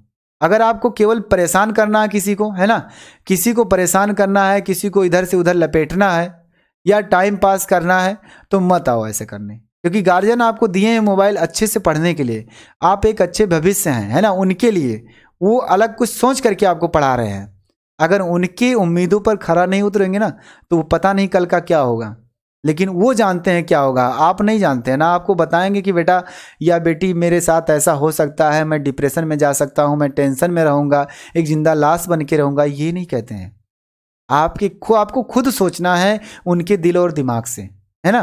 तो ये सारी चीज़ें बताई जाएंगी आपको। अगर चाहते हैं, है ना, तो कमेंट में एक बार कमेंट सेक्शन में लिखना। मैं एक दिन मोटिवेट कर दूंगा, पूरी क्लास यानी 1 घंटे की मोटिवेशनल के ले लूँगा। और मेरा एक वादा है कि शायद उसमें आप बहुत कुछ चेंजिंग ला सकते हैं, बहुत कुछ, है ना। शायद वो कभी नहीं लाएंगे, आप ला सकते हैं। और हो सकता है एक ही वीडियो से, मैं बार बार नहीं बताऊंगा, एक बार बताता हूँ, पूरे साल में भी बताता हूँ, महीने में बताता हूँ। कब बताता हूँ, जब बच्चे कंसंट्रेट नहीं होते हैं तब। ऑफलाइन में भी बताई जाती है, ऑनलाइन में भी बताएंगे। क्या है, जब कंसंट्रेट नहीं होते हैं तब मुझे बोलना पड़ता है, बार बार नहीं बोलता हूँ। बस इतने कि कंसंट्रेट होने की, आपके भविष्य को बनाने के लिए यहाँ जय महादेव एकेडमी पूरा से पूरा टाइम आपको दे रहा है, फ्री में पढ़ा रहे हैं, है ना। तो आप इसका फ़ायदा उठाइए और अच्छे से मन से उठाइए। ये नहीं कि केवल टाइम पास करने हैं। मैं सब्सक्राइब करने के लिए नहीं कहूँगा आपको, लाइक करने के लिए नहीं कहूँगा, लेकिन आप इस प्लेटफॉर्म पे अगर हैं तो एक अच्छे से, है ना, अच्छे से मन लगा करके अगर पढ़ेंगे तो शायद कामयाब होंगे। तो आने वाले समय में कभी एक बार अगर बोल देंगे कि जय महादेव एकेडमी से हमने पढ़ा था, तो शायद वो मेरे लिए क्या गर्व की बात होगी, मुकेश सर के लिए क्या होगी, गर्व की बात होगी कि हाँ वो जय महादेव एकेडमी पर पढ़ा था। आप लाइक मत करिए, सब्सक्राइब मत करिए, छोड़ दीजिए यार, मत करिए, किसी को मत कहो करने के लिए। लेकिन पढ़ने के लिए तो कह सकते हो कि यार इस पर पढ़ो यार, बहुत अच्छा लग रहा है, ज़िंदगी चेंज हो जाएगी, लाइफ बदल जाएगी, है ना।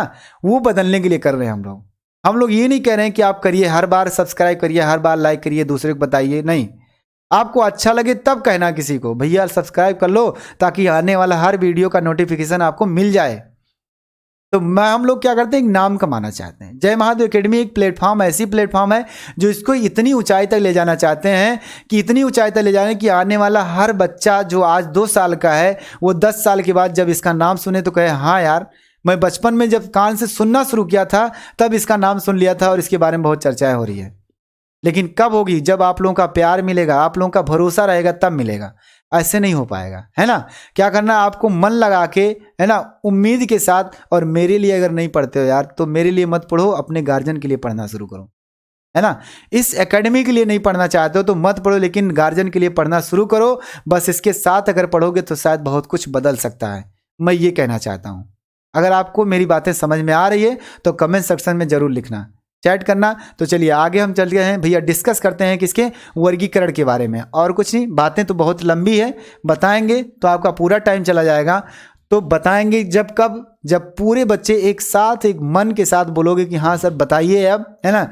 एक दिन यही क्लास ले लीजिए, मैं पूरी क्लास ले सकता हूँ, लेकिन अभी नहीं, है ना। चलिए, पहले आप थोड़ा थोड़ा चेंज करना चाहते हैं आप लोगों को, एक ही दिन में चेंज कर देंगे तो शायद कुछ बच्चे डिप्रेशन में चले जाते हैं यार, टेंशन हो जाती है उनको, 2 दिन 4 दिन टेंशन में रहते हैं। नहीं तो टेंशन में नहीं रहना। क्या कहा हमने, बहुलकों का वर्गीकरण, क्या भैया, classification of polymer, classification of polymer. चलिए इसके बारे में पढ़ते हैं भैया, देखते हैं इनको कैसे कैसे बांटा गया है ना। तो इनको बांटा गया है जो वो निम्न स्रोत के आधार पर, जैसे स्रोत के आधार पर, संरचना के आधार पर, बहुलकीकरण के आधार पर, अंतरा आणविक बलों के आधार पर बांटा गया है। तो चलिए मैं वो सब लिख देता हूं, पहले वो लिख देता हूं, उसके बाद एक एक करके हम लोग पढ़ेंगे, है ना।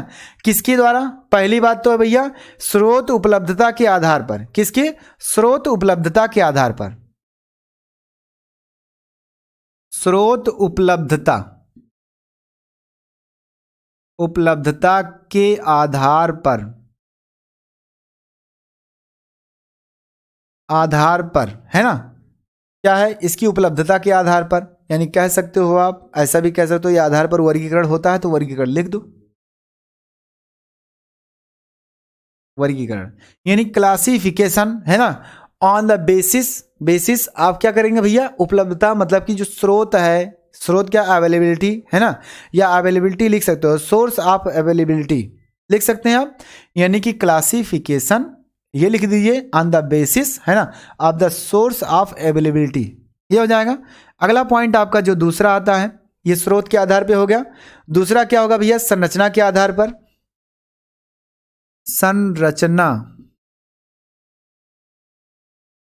के आधार पर वर्गीकरण, क्या भैया, आधार पर वर्गीकरण। आइए इसको भी आप लिख सकते हैं भैया, क्या लिख सकते हैं, क्लासिफिकेशन ऑन द बेसिस, है ना, ऑफ द स्ट्रक्चर, ये हो गया। उसके बाद अगला क्वेश्चन, अगला है बल्कि क्या है, बहुलकीकरण के आधार पर, है ना, बहुलकीकरण के प्रकार के आधार पर, बहुलकीकरण,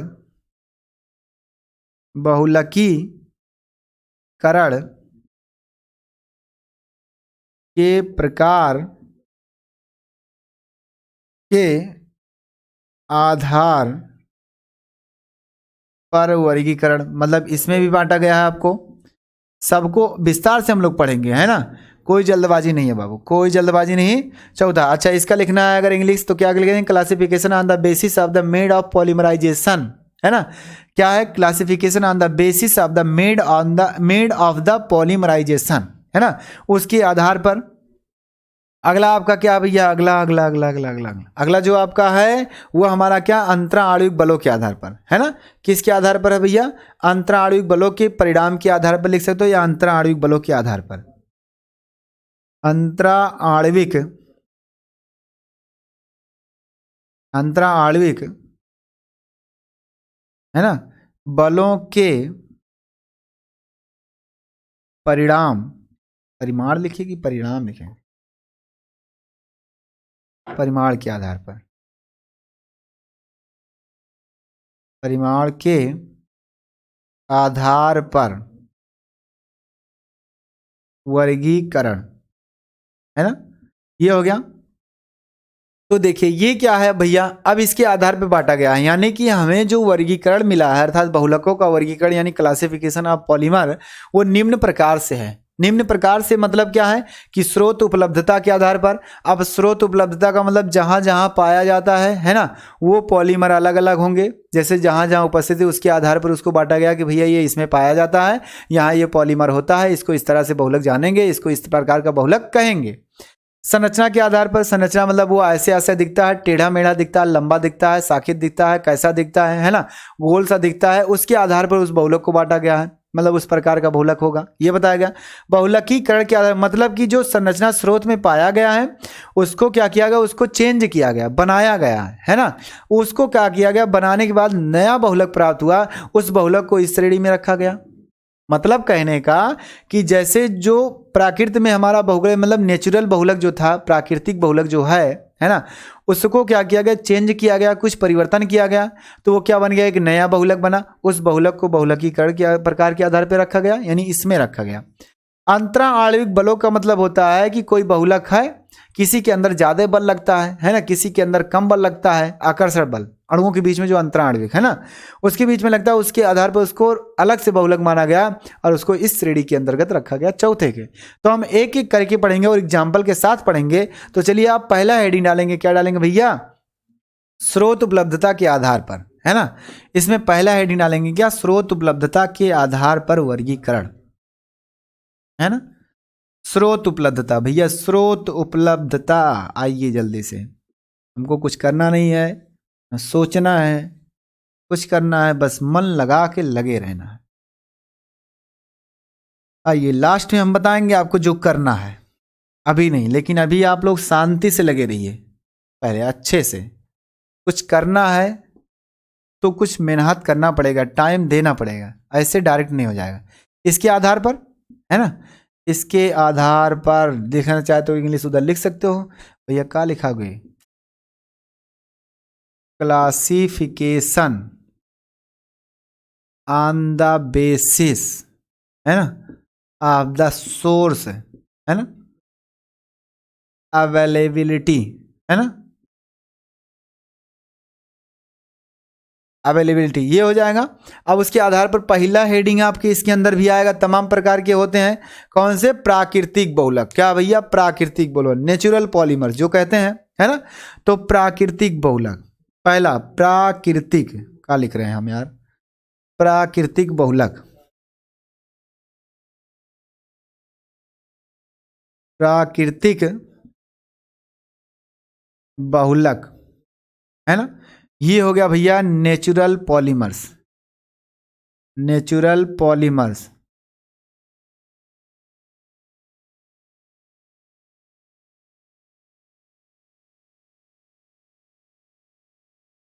ये हो गया भैया क्या है, प्राकृतिक बहुलक। अब प्राकृतिक बहुलक का मतलब जो प्रकृति में पाए जाते हैं, सीधा सीधा, है ना, यानी कि बहुलक जो प्रकृति में पाए जाते हैं, सीधा सीधा वे बहुलक जो प्रकृति में पाए जाते हैं। प्रकृति का मतलब होता है, या प्राकृतिक रूप से कह सकते हो, प्राकृतिक रूप से।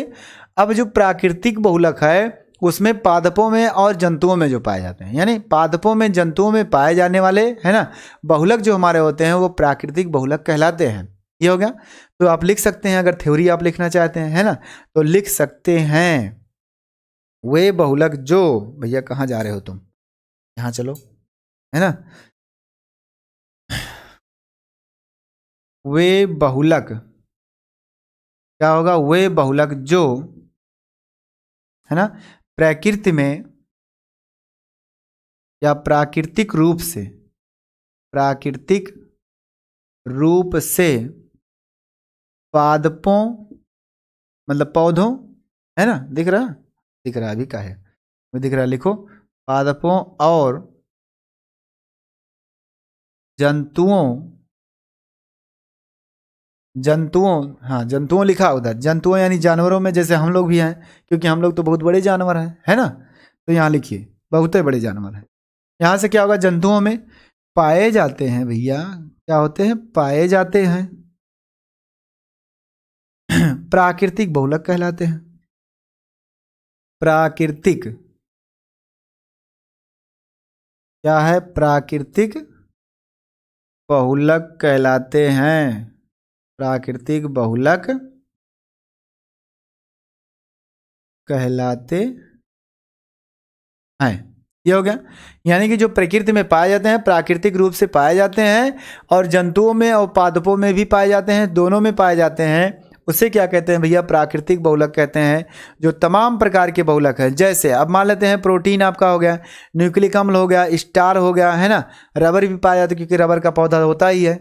चलिए मैं एग्जाम्पल लिख रहा हूं आपका। एग्जाम्पल में आपका आएगा भैया प्रोटीन्स। प्रोटीन में क्या है? हमारी शारीरिक रूप से वृद्धि होती है ना। प्रोटीन क्या करता है? हमारे शारीरिक रूप को क्या करता है? वृद्धि कराता है। तो प्रोटीन एक प्रकार से क्या है? ये बहुलक है, क्योंकि प्रोटीन भी उच्च अणुभार का है। उच्च अणुभार का है तो बृहद अणु है, बृहद अणु है तो बहुलक है ना। इसमें क्या है? प्रोटीन में पुनरावृत्ति होती है, तमाम प्रकार की प्रोटीन होती है, इसलिए इसे बहुलक में रखा गया है स्रोत के आधार पर, है ना। ये पाया जाता है हमारे शरीर में, जो हमारे शरीर की वृद्धि करता है वो प्रोटीन। अब आइए देखते हैं उसके बाद क्या? न्यूक्लिक अम्ल, जो आनुवांशिकता आप जानते हैं इसको, कामा न्यूक्लिक अम्ल होगा। अब न्यूक्लिक अम्ल आपको पता है भैया, न्यूक्लिक अम्ल हमारा क्या होता है? अनुवांशिकता है, अनुवांशिक से है ना। यानी अनुवांशिक एक प्रकार से क्या है? अम्ल है, अनुवांशिकता अम्ल है, जो डीएनए और आरएनए में डिवाइड होता है। डीएनए आरएनए को पूरी तरह से बताया गया था भैया कि डीएनए और आरएनए जो हमारा होता है उसके भी बारे में बताया गया था। डीएनए कितने प्रकार के होते हैं, आरएनए कितने प्रकार के होते हैं, इसके नाइट्रोजनीय समाचार कितने प्रकार के होते हैं, इनके आकार कैसे होते हैं, वो सारा चीज़ बताया गया था। इनका काम क्या होता है वो भी बताया गया था। अगर आपको नहीं याद आ रहा है तो आप पिछली वीडियो में जाकर के देख सकते हैं, है ना। तो इसलिए क्या है कि हम बताते हैं, सारी चीजें बताई जाती है, धीरे धीरे बताई जाती है, बस आपको बस सुनना है। अब सुने हैं, अगर उसको पढ़े होंगे तो अपने दिमाग में आप पूरा ले लीजिए कि न्यूक्लिक अम्ल जो हमारा है वो क्या है? दो प्रकार के न्यूक्लिक एसिड होता है, जो क्या हमारा कोशिकाओं में पाया जाता है, अर्थात यह आनुवांशिक है। डीएनए और आरएनए होता है ना। डीएनए के बारे में पूरा सोच लीजिए लगातार, मतलब एक पॉइंट को उठाइए, पूरा न्यूक्लिक अम्ल खत्म कर डालिए सोच करके। प्रोटीन पढ़ाया गया है, प्रोटीन विटामिन ये भी उठाइए, समझ के खत्म कर डालिए, है ना। ये हो गया। रबर होता है, इसमें एग्जाम्पल में रबर भी आएगा। रबर क्यों? क्योंकि भैया पादप यानी कि रबर वाला पौधा होता है, जो दूध निकलता है उसको क्या करते हैं? कंपनियों में ले जा करके उसको अलग सिरे से सिंथेसिस किया जाता है, तो एक नया रबर बनाया जाता है। तो रबर भी क्या है? प्राकृतिक है, जो पौधे से दूध निकलता है। रेजिन, रेजिन क्या है भैया? ये भी क्या है? रबर का ही है, गोंद, ईटीसी, है ना। इतने जो हमारे बहुलक होते हैं वो हमारे कौन से बहुलक हैं भैया? प्राकृतिक बहुलक है। कौन से बहुलक हैं? प्राकृतिक बहुलक हैं, है ना। तो आइए अगला हेडिंग क्या है इसी के अंतर्गत? अर्ध संश्लेषित बहुलक। क्या है? अभी हम यही चल रहे हैं, इसी के अंतर्गत दूसरा हेडिंग होगा अर्ध संश्लेषित बहुलक। क्या भैया? दूसरा अर्ध संश्लेषित बहुलक क्या होगा? अर्ध संश्लेषित, अर्ध संश्लेषित, संश्लेषित बहुलक, है ना। इसमें क्या होता है भैया? उसमें क्या है? चेंजिंग वाला है ये, है ना। ये परिवर्तित किया हुआ है, तो सेमी सिंथेटिक कह सकते हैं पॉलीमर्स, है ना।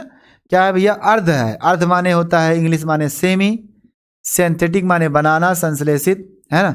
सिंथेटिक पॉलीमर्स,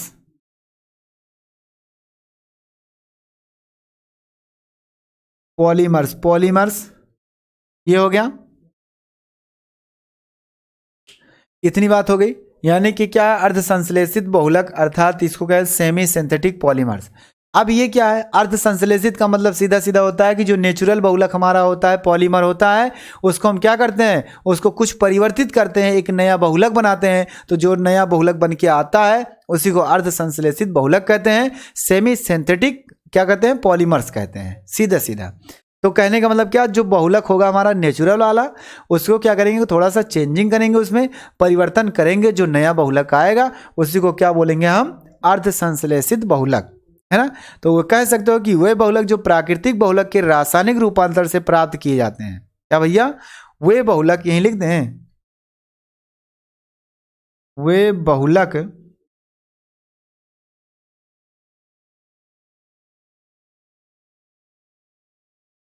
जिसको यहां से क्या लिखें, वह बहुलक जिसका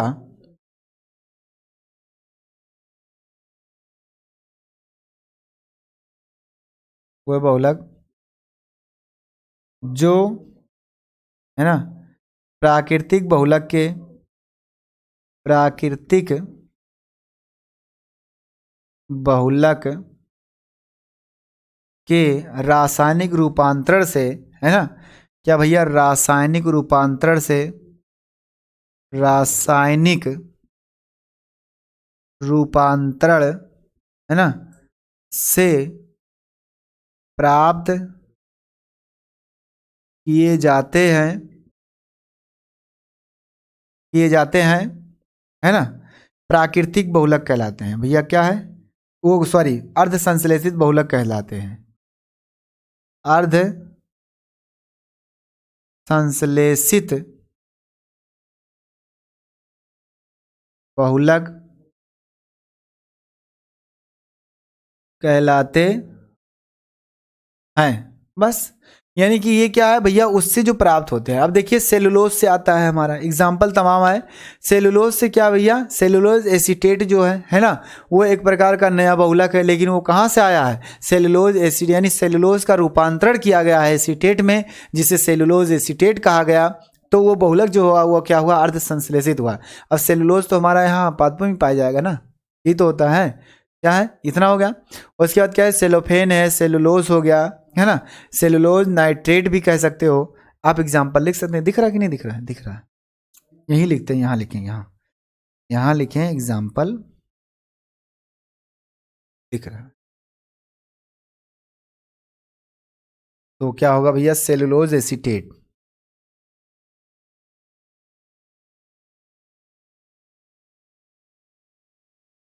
एसीटेट, इसको दूसरे नाम से रेयान बोलते हैं, रेयान। ये क्या भैया, रेयान है ना, बहुलक का नाम है रेयान। कामा सेलुलो क्या है, स्टेलोफिन है, सेलुलोफिन है ना, मतलब कि कहने का मतलब सेलोफिन, है ना, क्या है, सेलोफेन, नया नाम है ये, सेलोफेन। और करके क्या भैया, सेलुलोज नाइट्रेट,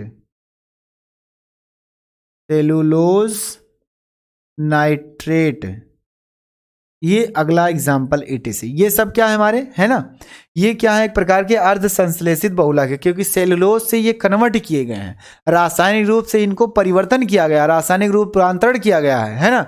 इसलिए इस सेलुलोज को या फिर इस बहुलक को, है ना, इस पॉलीमर को अर्ध संश्लेषित बहुलक कहेंगे, यानी सेमी सिंथेटिक पॉलीमर्स बोलेंगे, है ना।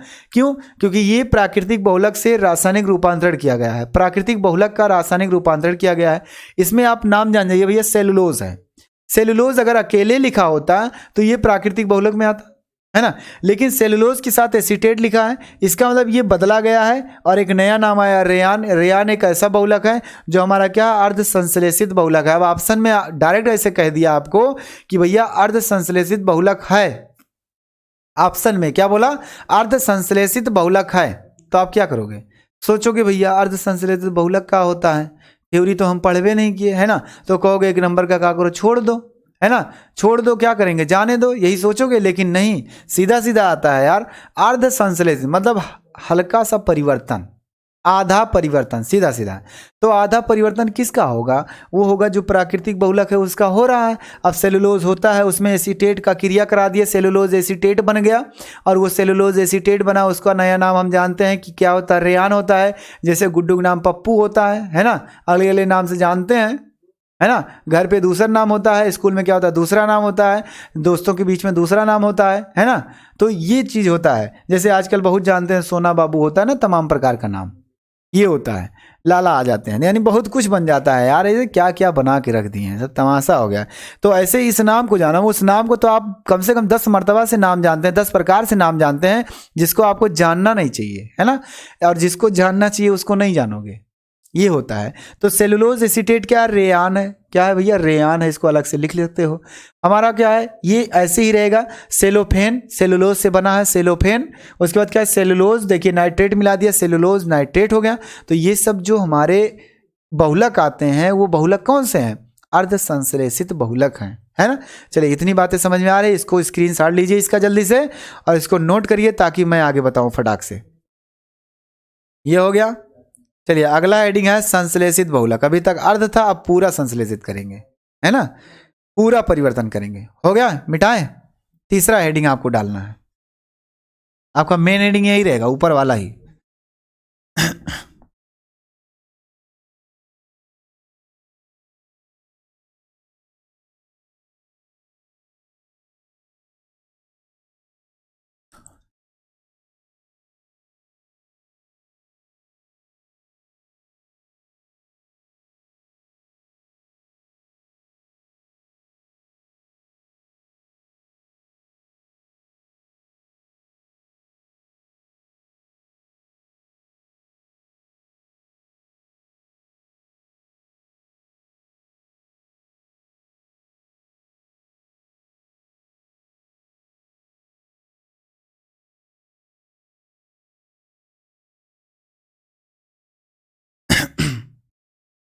चलिए इसका तीसरा क्या होगा भैया, संश्लेषित बहुलक। तीसरा क्या है, संश्लेषित बहुलक, संश्लेषित बहुलक, है ना। इसका तीसरा पॉइंट है जिसे सिंथेटिक क्या हो रहा है, ये ज्यादा कुछ लिख उठता है। सिंथेटिक, है ना, पॉलीमर्स।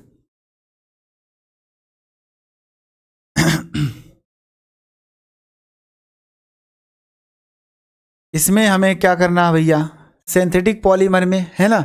अब समझ जाओ ये सिंथेटिक है, अभी तक सेमी सिंथेटिक था, है ना, ये सिंथेटिक है, यानी कि वो आधा परिवर्तन हो रहा था, ये पूरा परिवर्तन होगा।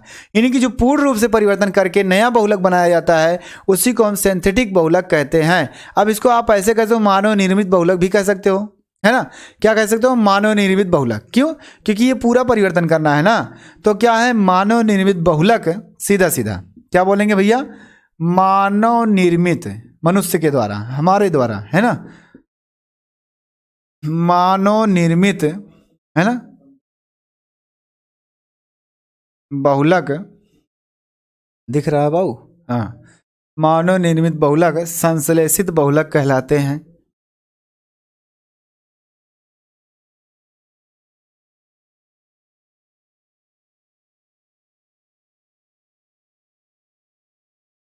संश्लेषित बहुलक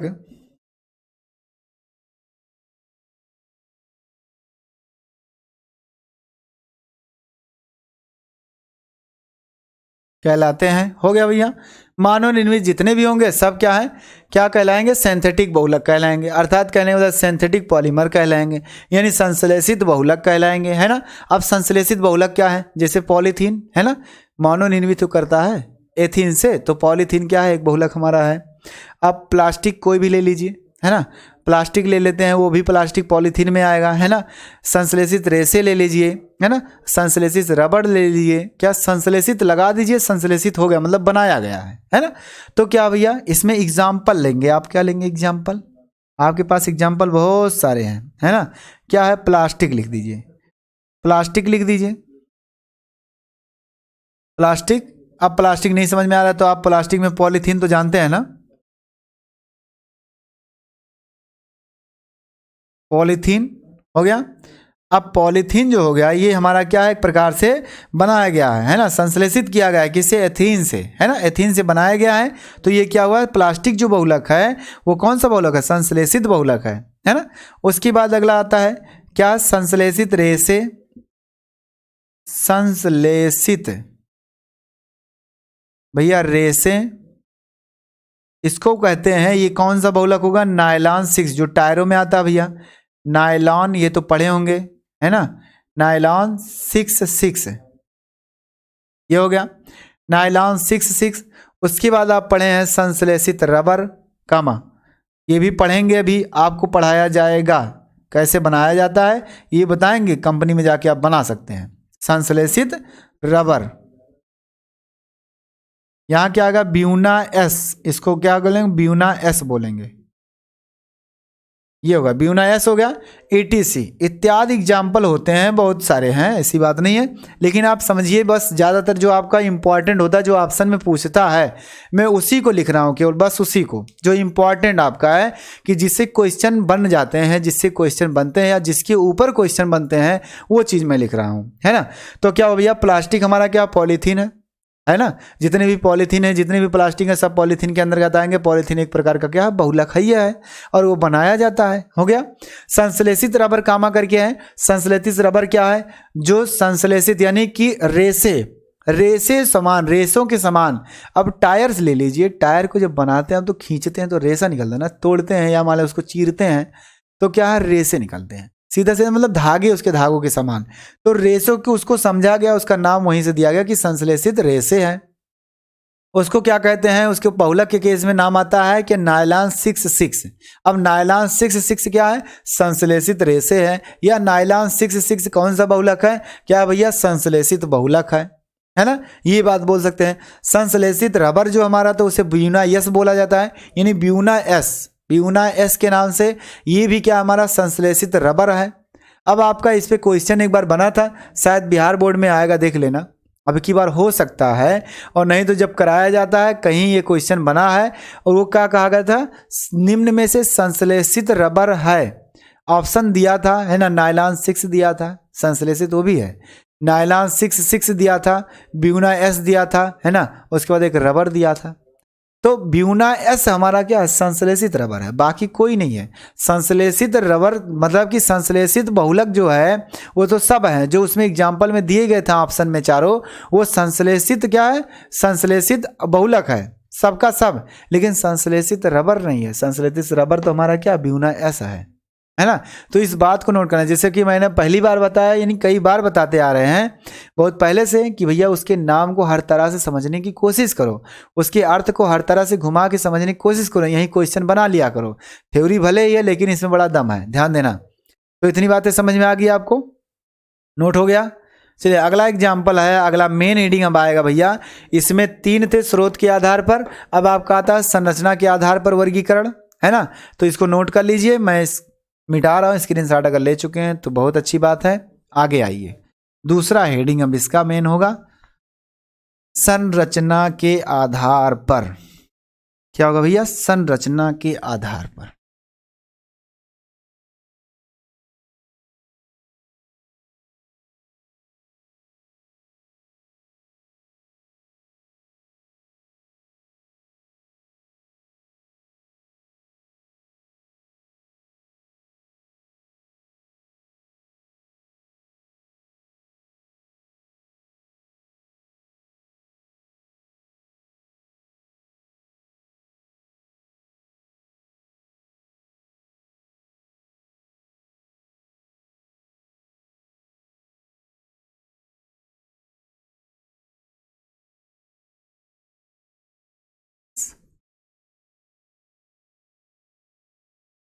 चलिए अगला इसका दूसरा हेडिंग जो आपका है, दूसरा संरचना के आधार पर वर्गीकरण, है ना।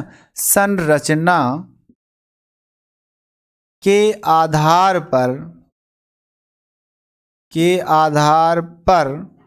वर्गीकरण, भैया क्या, उसके आधार पर वर्गीकरण करना है, कर दीजिए। इंग्लिश क्या है, वही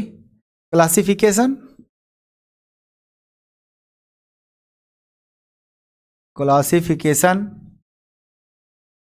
ऑन द बेसिस, है ना, ऑफ, है ना, स्ट्रक्चर, बेसिस ऑफ स्ट्रक्चर। क्या होगा भैया, स्ट्रक्चर होगा। इसके आधार पर अगर बांटते हैं, दिख रहा है ना, हाँ दिख रहा है, पढ़ लो यार, बस वही, यह हो गया।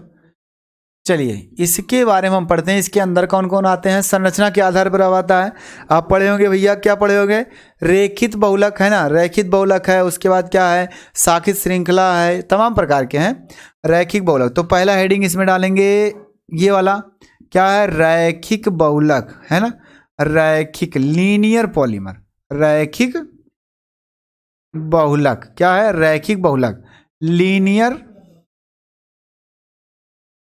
पॉलीमर्स, लीनियर पॉलीमर्स, है ना, ये लिखेंगे हम। इसके बारे में पढ़ेंगे हम। रैखिक मतलब सीधा सीधा समझ जाओ भैया कि ऐसा बहुलक जो क्या हो, एक रैखिक हो, जिसकी जो संरचना बनेगी वो कैसी बनेगी, रैखिक बनेगी। तो सीधा सीधा वही हो जाएगा क्या, रैखिक बहुलक, है ना। यानी कि ऐसे बहुलक जिनमें एकलक के अणु जुड़कर बहुलक की रैखिक श्रृंखला का निर्माण करते हैं। सीधा सीधा क्या लिखेंगे, जो मैं बोल रहा हूँ वो लिखिए, या आप दूसरी भाषा में बोल सकते हैं। ऐसे बहुलक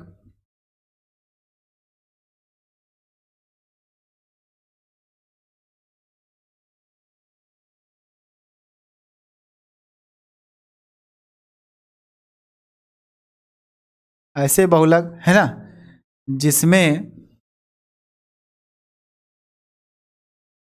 एकलक इकाई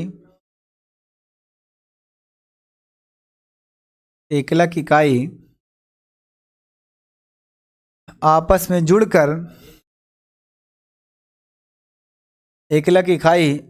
जुड़कर है ना, लिख सकते हैं भैया, एकलक इकाई आपस में जुड़कर, है ना, क्या हो जाएगा, आपस में जुड़कर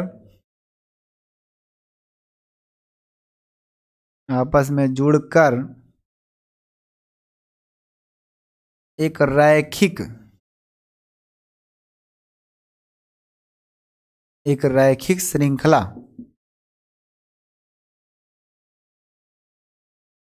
श्रृंखला का निर्माण करते हैं, है ना, रैखिक बहुलक कहलाते हैं। रैखिक बहुलक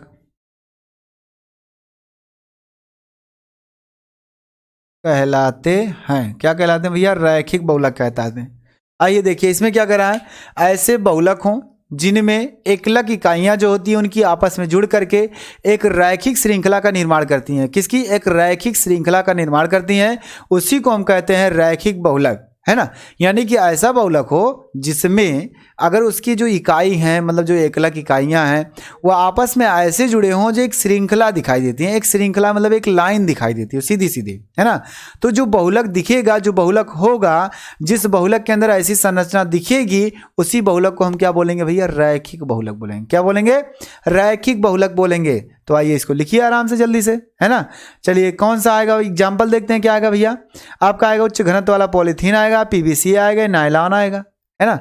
एग्जाम्पल, उच्च घनत्व वाले मतलब खूब ज्यादा घनत्व वाले, जिसका द्रव्यमान ज्यादा होगा, उच्च घनत्व, है ना, वाले क्या होंगे, पॉलीथीन, है ना, पॉलीथीन होगा।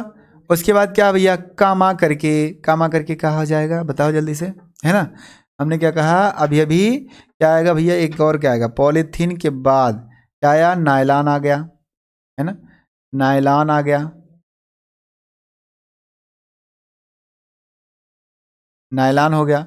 अब नायलॉन आ गया, नायलॉन के बाद तथा करके लिख सकते हैं, है ना, तथा करके और भी लिख सकते हैं, तमाम चीज़ें हैं, है ना, बहुत सारी चीज़ें। हमने क्या कहा, पीवीसी के बारे में कहा, एक प्लास्टिक होता है जो पॉली विनाइल, है ना, क्लोराइड के नाम से जाना जाता है, क्लोराइड। और इसको शॉर्टकट में बोलते हैं पीबीसी, बोलते हैं ना, वाटर सप्लाई करते हैं पीबीसी की कंपनी की पाइप लगी आओ भैया, वो सही होता है, पॉलीविनाइल क्लोराइड होता है, और वो एक प्लास्टिक है। और एक प्लास्टिक ऐसा प्लास्टिक है जो कौन सा, रैखिक बहुलक है, वो बहुलक है, रैखिक बहुलक है ना। इसका मतलब है पीवीसी, ध्यान से देखिए, पीवीसी, आप पीवीसी बहुत सुनते आ रहे हैं, कोई भी प्लास्टिक कहते हैं भैया पीवीसी कंपनी की सही होती है, पीवीसी लेके आ रहे हैं ना। उसका नाम क्या है, पॉलीविनाइल क्लोराइड। वो पॉलीविनाइल क्लोराइड आप देखिए, उस पीवीसी को देखिए, वहाँ से आप एक फार्मूला देख लीजिए, मतलब उसका फुल फॉर्म भी पढ़ लीजिए, तुरंत मन में ले आइए कि वो क्या है, पॉलीविनाइल क्लोराइड है। और पॉलीविनाइल क्लोराइड के साथ साथ वो कौन सा बहुलक है, रैखिक बहुलक है। और रैखिक बहुलक के साथ साथ वो किसके अंतर्गत रखा गया है, संरचना के आधार पर वर्गीकृत किया गया बहुलक को। यानी ये बहुलक जो है वो संरचना के आधार के अंतर्गत रखा गया है, और उसके अंतर्गत किसके अंतर्गत रखा गया भैया, रैखिक बहुलक अंतर्गत रखा गया है। नायलॉन, नायलॉन आपका 6 आएगा, नायलॉन 6 भी आएगा, दोनों आ सकता है, इसलिए केवल नायलॉन लिखा मैंने, है ना। जो नायलॉन टायर होता है, नायलॉन टायर होता है ना, ये होता है, ये हो गया। उसके बाद इसकी संरचना पढ़ते हैं, संरचना, है ना।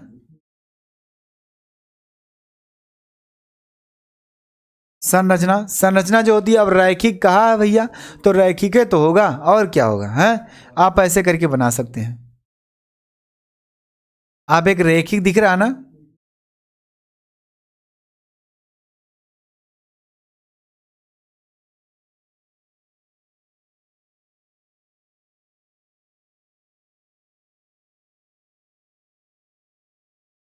ये देखिए, ये क्या भैया, एक रैखिक संरचना दिख रही है, तो ये एक रैखिक दिख रही है। रैखिक, अब चाहे वो टेढ़ी मेढ़ी हो चाहे जैसी, एक रैखिक है ना, एक श्रृंखला रैखिक रैखिक है, ये एक दूसरे से जुड़े नहीं है। क्या एक रैखिक है, रेसेदार। जैसे आप टायर है, टायर को अगर चीरते हैं तो उसमें क्या है, एक धागे के सामने सीधा धागा निकल जाता है। अब वो घूमा तो है चारों तरफ है ना, लेकिन क्या है कि जैसे मान लेते हैं ये आपने क्या ऐसे टायर बनाया, अब क्या है इसमें ढेर सारे सर्कल, ढेर सारे धागे हैं है ना, इस बीच में क्या है ढेर सारे धागे हैं, ढेर सारे धागे समान है, आप तार वार भी लगा सब कुछ है। अब इसमें अगर देखोगे 1 मिनट के लिए तो इनकी जो संरचना है वो कैसी है, एक रैखिक है ना, रैखिक है ना, ये बहुलक है, बड़ा सा बहुलक है, एक पॉलीमर है, लेकिन ये पॉलीमर ऐसे है जो रेसे समान है। तो क्या रेसे समान है तो क्या है, रैखिक बहुलक है ना, इसलिए इसको संश्लेषित रेसे भी कहा गया है, नायलॉन 66 है ना। तो ये क्या हुआ भैया, इसकी संरचना कैसी होती है, एक रैखिक होती है ना, एक दूसरे से जुड़े नहीं, रैखिक होती है, भले चिपकी रहे लेकिन रैखिक मानी जाती है। तो कौन सी संरचना ये है, रैखिक संरचना। अब अगला हेडिंग डालिए, आप क्या डालेंगे भैया, शाखित श्रृंखला बहुलक। इसी के अंतर्गत, इसी संरचना वाले के अंतर्गत दूसरा पॉइंट होगा, क्या होगा, शाखित श्रृंखला बहुलक। मिटाएं इसको, स्क्रीनशॉट ले चुके हैं, अगर नोट हो गया तो अच्छी बात है, मैं आगे चलता हूं तब तक। आइए दूसरा आपका जो होगा, थ्योरी के साथ लिखते रहिए, स्क्रीनशॉट लेते रहिए और ध्यान से सुनिए मेरी बातों को बाबू। इसमें शाखित नहीं है अभी, ये केवल क्या श्रृंखला बनाती है, रेखित वाली सीधी श्रृंखला बनाती है ना, ऐसे कह सकते हो।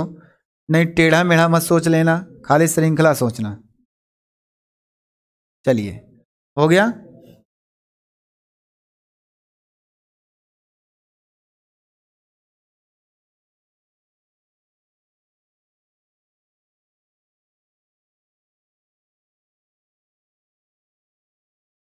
चलिए दूसरा जो इसका है भैया, क्या है, शाखित श्रृंखला बहुलक है ना, शाखित श्रृंखला बहुलक, शाखित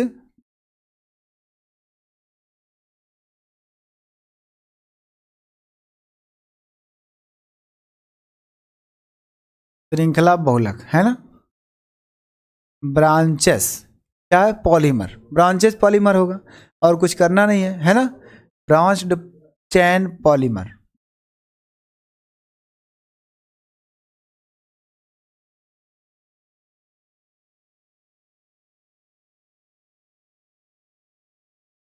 पॉलीमर्स।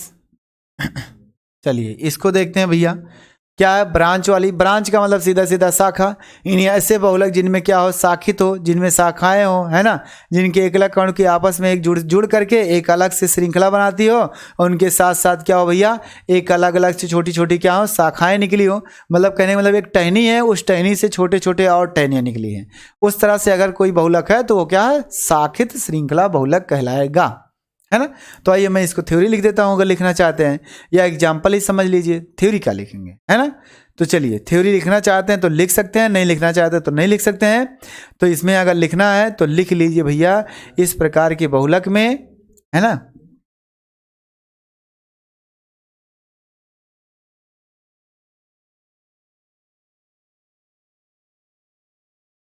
इस प्रकार के बहुलक है ना, बहुलक में रैखिक श्रृंखला है ना के साथ साथ छोटे छोटे शाखाएं निकली होती हैं या बनाती हैं है ना, क्या है, शाखित श्रृंखला बहुलक कहलाती हैं। होती हैं यहाँ इस प्रकार तो लिखा है, इस प्रकार के बहुलक में है ना, तो कहलाती है नहीं लिखना है आपको। अब कहने का मतलब है सीधा सीधा आपका कि भैया जो भी होगा ना हमारा वो क्या है, अब इसमें क्या आएगा, निम्न घनत्व वाला आएगा, क्योंकि निम्न जब घनत्व रहेगा तो द्रव्यमान कम रहेगा, आयतन ज़्यादा रहेगा। अब आयतन ज़्यादा रहेगा तो समझिए ज़्यादा दूरी तक रहेगा, और दूरी कब होगा, जब शाखाएं ढेर सारे होंगे तब होगा, है ना। दिमाग में अपने ले आइए, मतलब इमेजिन कर लीजिए कि भैया निम्न घनत्व आखिर कहा है तो क्यों कहा है। निम्न घनत्व का मतलब इसलिए कि इसका क्या होगा, द्रव्यमान कम होगा, है ना, और आयतन क्या होगा, ज़्यादा होगा। आयतन कब ज़्यादा होगा, जब ज़्यादा दूरी घेरेगा, है ना। और ज़्यादा दूरी कब घेरेगा, खाली चैन से नहीं शाखा भी, है ना, खाली चैन से नहीं शाखा भी ढेर सारे निकलेंगे। जैसे मान लेते हैं ये लाइन अगर खींची है, ऐसे ऐसे लाइन खींच दिया, इसका जो आयतन होगा भैया, एक बेलनाकार अगर सोचोगे, ठीक है, एक मोटाकार है, ऐसे निकाल लेंगे मैथमेटिकली हम बेलन का आयतन 1 बाई क्या है भैया, पाई आर स्क्वायर एच के हिसाब से निकाल लेंगे, यानी कि पाई आर स्क्वायर एच के हिसाब से बेलन का आयतन निकाल लेंगे। लेकिन अगर यहाँ शाखा दे दिया इसे करके, अब ये इतना दूर घेर रहा है, इतनी दूरी घेर रहा है ना। अब इतनी दूरी घेर रहा है तो ये तो बड़ा हो गया ना, बड़ा हो गया कि नहीं हो गया। अगर ये चारों तरफ से घेर रहा है, चारों तरफ से क्या है, घन बन गया, और एक घन बन गया तो इसका आयतन क्या होगा, एक क्यूब होगा, है ना। होगा कि नहीं होगा, भुजा का क्यूब होगा। तो जाहिर सी बात है ये क्या आएगा, ज़्यादा आएगा। अब ज़्यादा कब आ रहा है, जब आयतन है, और आयतन कब आया, जब शाखा हुआ। तो शाखा नहीं था भैया, तो खाली क्या था, एक बेलन की तरह दिखता था, है ना। अभी तक घन नहीं दिखा था, एक बेलन दिखा था। इसका मतलब है कि जब शाखा कहा है तो शाखा वाले में एग्जाम्पल कौन आएगा, निम्न घनत्व वाले पॉलीथीन आएंगे। क्या आएंगे भैया, निम्न घनत्व वाले पॉलीथीन आएंगे, है ना। क्या आएंगे, निम्न घनत्व वाले पॉलीथीन। यानी रैखिक तो हो, रैखिक श्रृंखला बनाती हो, लेकिन उस रैखिक श्रृंखला के साथ साथ छोटे छोटे क्या आएंगे भैया, उसके शाखाएं आएंगे। इसलिए एग्जाम्पल में हम लिखेंगे, क्या लिखेंगे, रैखिक मतलब क्या, निम्न घनत्व वाले पॉलीथीन। वहां क्या था, उच्च घनत्व, निम्न घनत्व वाले पॉलीथीन।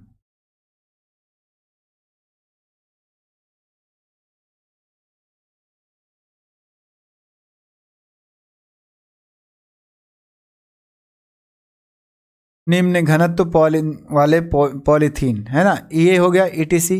अब यही समझ लीजिए, इसकी थ्योरी अप्लाई कर लीजिए। और उसके बाद क्या है भैया, इसका संरचना, सीधा सीधा संरचना भी बना सकते हैं आप, कहीं चाहे बनाओ चाहे ना बनाओ। क्या कहा है, एक शाखित श्रृंखला होनी चाहिए, है ना। श्रृंखला तो दिखनी चाहिए, एक श्रृंखला दिखा दो, एक रैखिक श्रृंखला दिखा दो, दिखा दिए। अब शाखा का मतलब इसमें ब्रांचेज निकाल दो, है ना, इसमें ब्रांचेज निकाल दो भैया, इसमें ब्रांचेज निकाल दो ढेर सारे, है ना। ब्रांचेज निकालो, क्या दिक्कत है, ये हो गया।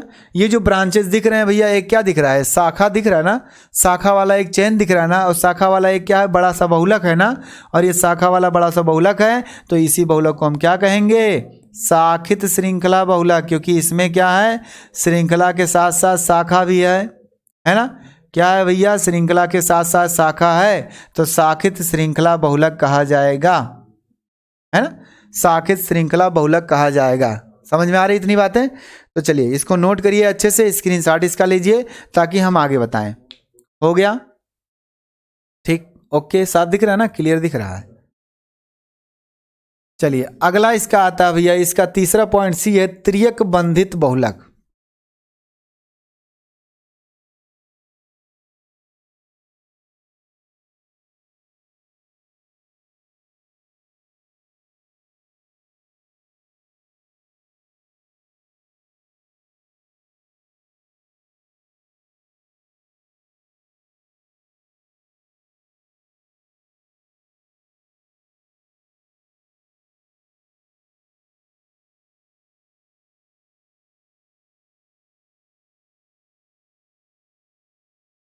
चलिए अगला इसका तीसरा पॉइंट जो है, इसका दो हेडिंग होगा, तीसरा हेडिंग, है ना, साखित नीचे से, तीसरा हेडिंग इसका जो है इस तरह से लिखो।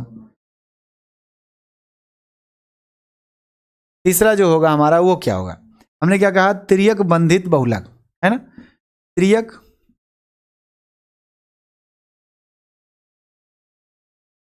बंधित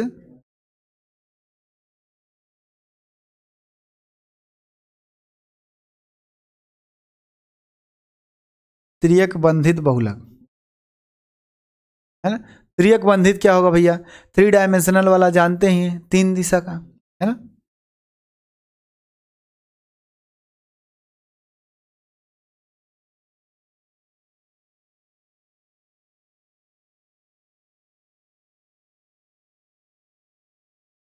पॉलीमर्स पॉलीमर्स पॉलीमर्स, है ना।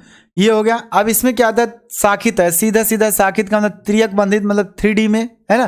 3D में जो संरचना दिखेगी वो सीधे सीधे क्या हो गया भैया, वो हमारी क्या कहलाएगी, वो त्रियक बंधित श्रृंखला कहलाएगी, त्रियक बंधित बहुलक कहलाएगा, है ना। क्या कहलाएगा, त्रियक बंधित बहुलक कहलाएगा। क्या लिखेंगे, अब इसमें अगर लिखना है तो लिख सकते हो भैया, ऐसे बहुलक,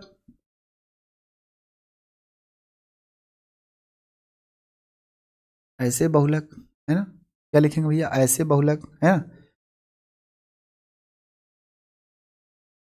जिनमें उनकी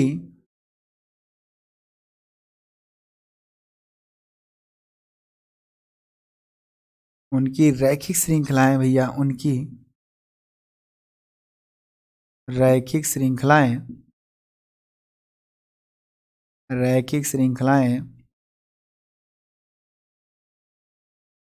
आपस में, आपस में त्रिविम रूपी, त्रिविम रूपी जुड़े होते हैं, जुड़े होते हैं, है ना, त्रियक बंधित बहुलक कहलाते हैं, त्रियक बंधित बहुलक कहलाते हैं। ये हो गया, इतनी बातें समझ में आ रही है। ये हो गया हमारा त्रियक बंधित बहुलक कहलाते हैं, है ना। अब कहलाते हैं तो एग्जाम्पल में आप लिखना चाहते हैं तो लिख सकते हैं, क्या आएगा भैया, मेलेमीन आएगा, बैकेलाइट आएगा, है ना। बैकेलाइट को आप जानते ही हैं, तमाम एग्जाम्पल है। एग्जाम्पल आपका है बैकेलाइट,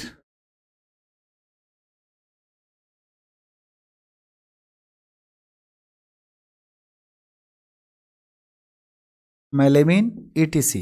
ये एग्जाम्पल आपका क्या है, ये त्रियक बंधित बहुलक है।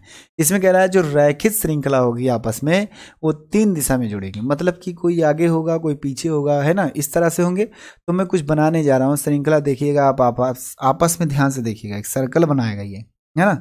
कहने का मतलब है भैया क्या होगा, ये ऐसे करके मैं संरचना बना रहा हूँ,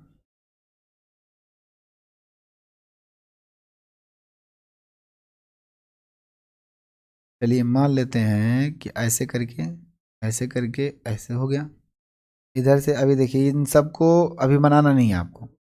ये क्या है, अब इसमें से, इसमें क्या है, ये पीछे है, मान लेते हैं ये डॉटेड वाला क्या है, पीछे की तरफ है, ध्यान से देखिएगा, इसलिए मैं डॉटेड कर देना हूँ। ये सामने है, ये डॉटेड वाला भी सामने है ना।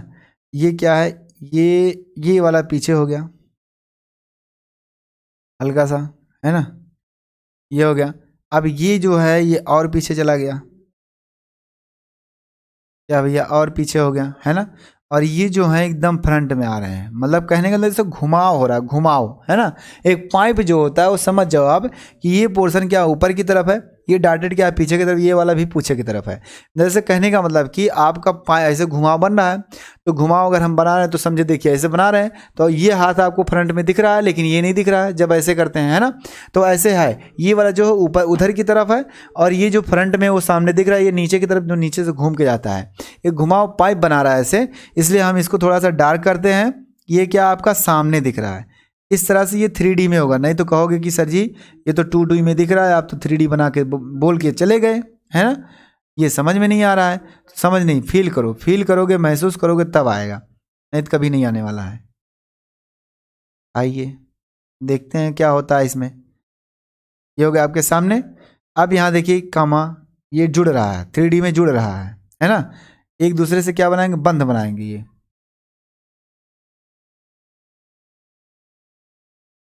ये क्या रहा है, बंध बनाएगा भैया, क्या बनाएगा, ये बंध बनाएंगे आपस में, इस तरह से, इस तरह से ये जुड़े रहेंगे तभी तो बनाएगा ये पाइप की तरह। तो क्या है, ये जो ब्लैक वाला वो क्या ऊपर की तरफ उठा हुआ है, वो पीछे की तरफ है, ये भी पीछे की तरफ है, नीचे वाला भी, है ना।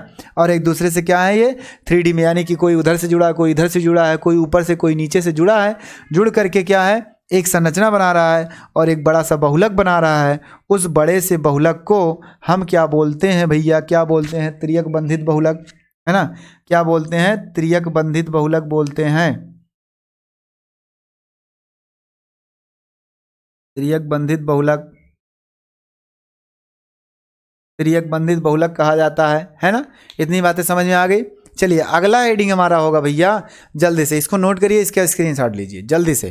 हो गया, ये संरचना है, क्या है, संरचना है, क्या है भैया, संरचना है। किसकी, इसकी, सबकी संरचना बनाते चल रहे हैं। आपको ध्यान में रखना होगा, कहीं ऑब्जेक्टिव में आया संरचना तो ध्यान में रखना, या पूछ लिया तो बना देना। सूत्र की जरूरत यहाँ नहीं होती, क्योंकि ये बहुत बड़ा बहुलक होता है, पॉलीमर होता है। जिसका पता है वो बताया जाएगा, आगे आपको सिंथेटिक भी कराया जाएगा, बनाने की विधि बताई जाएगी, जो भी फार्मूले हैं वो सब बताए जाएंगे आपको, है ना। और जिसका नहीं होगा वो नहीं बताया जाएगा। लेकिन आइए, ये सब फार्मूले ही हैं, समझे, एक प्रकार से जुड़ेंगे, ऐसे करके जुड़ेंगे। अब यहाँ फार्मूला दिखाया जाएगा 3D में, तो आप कन्फ्यूज हो जाएंगे, है ना। कन्फ्यूज हो जाएंगे तो दिक्कत हो जाएगी। चलिए ये हो गया। अब आपका ये 3 ठो इसमें भी था, है ना। अगला आपका आता है तीसरा, बहुलकीकरण के प्रकार के आधार पर वर्गीकरण। चलिए बहुलकीकरण के प्रकार के आधार पर देखते हैं।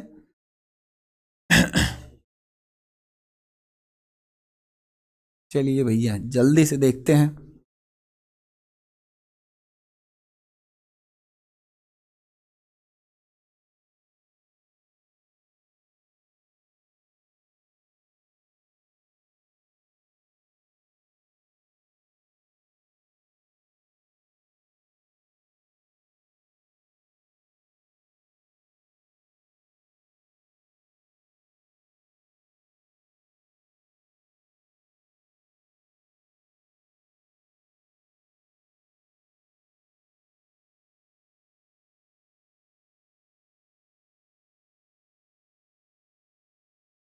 चलिए आगे देखते हैं क्या होगा भैया। इसमें तीसरा जो आपका है, इसी बहुलकों के वर्गीकरण के अंदर बहुलकीकरण, है ना, के प्रकार के आधार पर, क्या है, बहुलकीकरण, बहुलकीकरण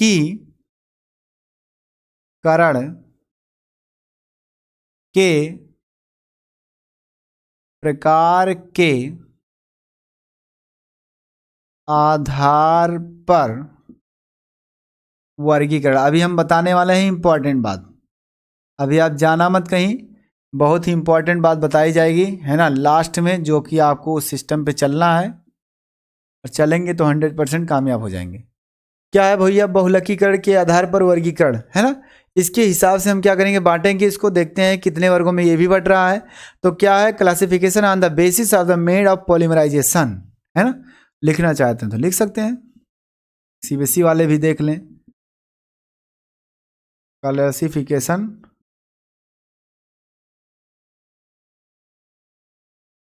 द बेसिस, है ना,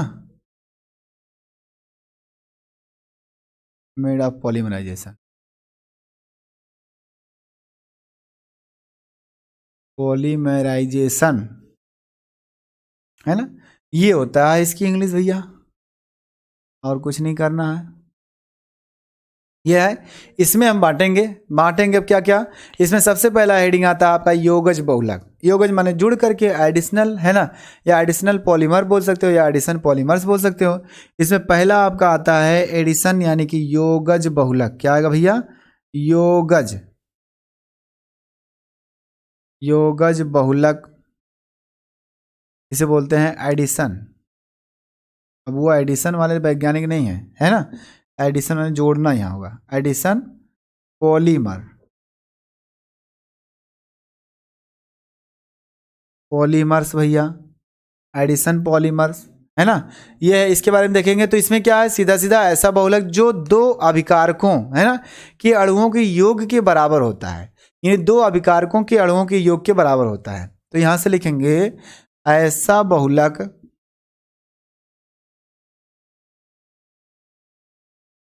ऐसा बहुलक जो दो अभिकारकों, भैया क्या होगा, अभिकारकों, दिख रहा है ना, अभिकारकों के अणुओं के, अणुओं के योग के बराबर होता है, योगज बहुलक कहलाता है। योगज बहुलक कहलाते हैं। ये हो गया, यानी योगज बहुलक कहलाते हैं। जैसे एग्जाम्पल में आपका पॉलीथीन आएगा सबसे पहले, है ना, क्योंकि एथिलीन का क्या है ये भैया, ये सबहुलक है, इसका योग होता है ना। योगज बहुलक क्या है, ये होते हैं। अब योगज बहुलक जो हमारा होता है एक प्रकार से एक ही प्रकार के एकलकों से बने होते हैं। तथा करके इसका जो मेन पॉइंट है भैया, तथा यह बहुलक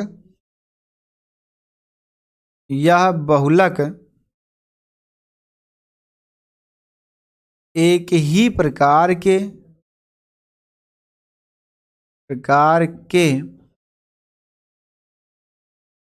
एकलकों से बने होते हैं। यानी मेन पॉइंट ये आपका है भैया कि अगर आपका कहीं एग्जाम्पल में छांटने के लिए कह दिया कि एकलक बहुलक मतलब योगज बहुलक कौन है, तो आपको सोचना होगा कि योगज बहुलक जो होता है वो भैया एक ही प्रकार के एकलकों से मिलकर बना होता है। तो उस ऑप्शन में जो एक ही प्रकार के एकलक होंगे उसमें, यानी जैसे करें मतलब पॉलीथीन आ गया, है ना। अब पॉलीथीन अगर आ गया एग्जाम्पल में क्या है, पॉलीथीन आएगा, इसका पॉलीथीन ही आएगा। क्या आएगा, पॉलीथीन ही आएगा। अब उसके अलावा देखते हैं कौन आएगा कि नहीं आएगा। जो पॉलीथीन हमारा है इसका जो सूत्र होता है, सामान्य सूत्र वो आप जानते हैं, CH2 सिंगल बॉन्ड CH2, इधर निकला है इधर होलियन, है ना, ये होता है। अब इसमें देखिए CH2 ही है, बार बार रिपीट वही हो रहा है, CH2 ही है, उसके अलावा और कुछ नहीं है। लेकिन अगर अलग से एग्जाम्पल अगर आ जाए ऐसे करके, जो हमने क्या कहा था, COO, है ना, CN या NH होल 4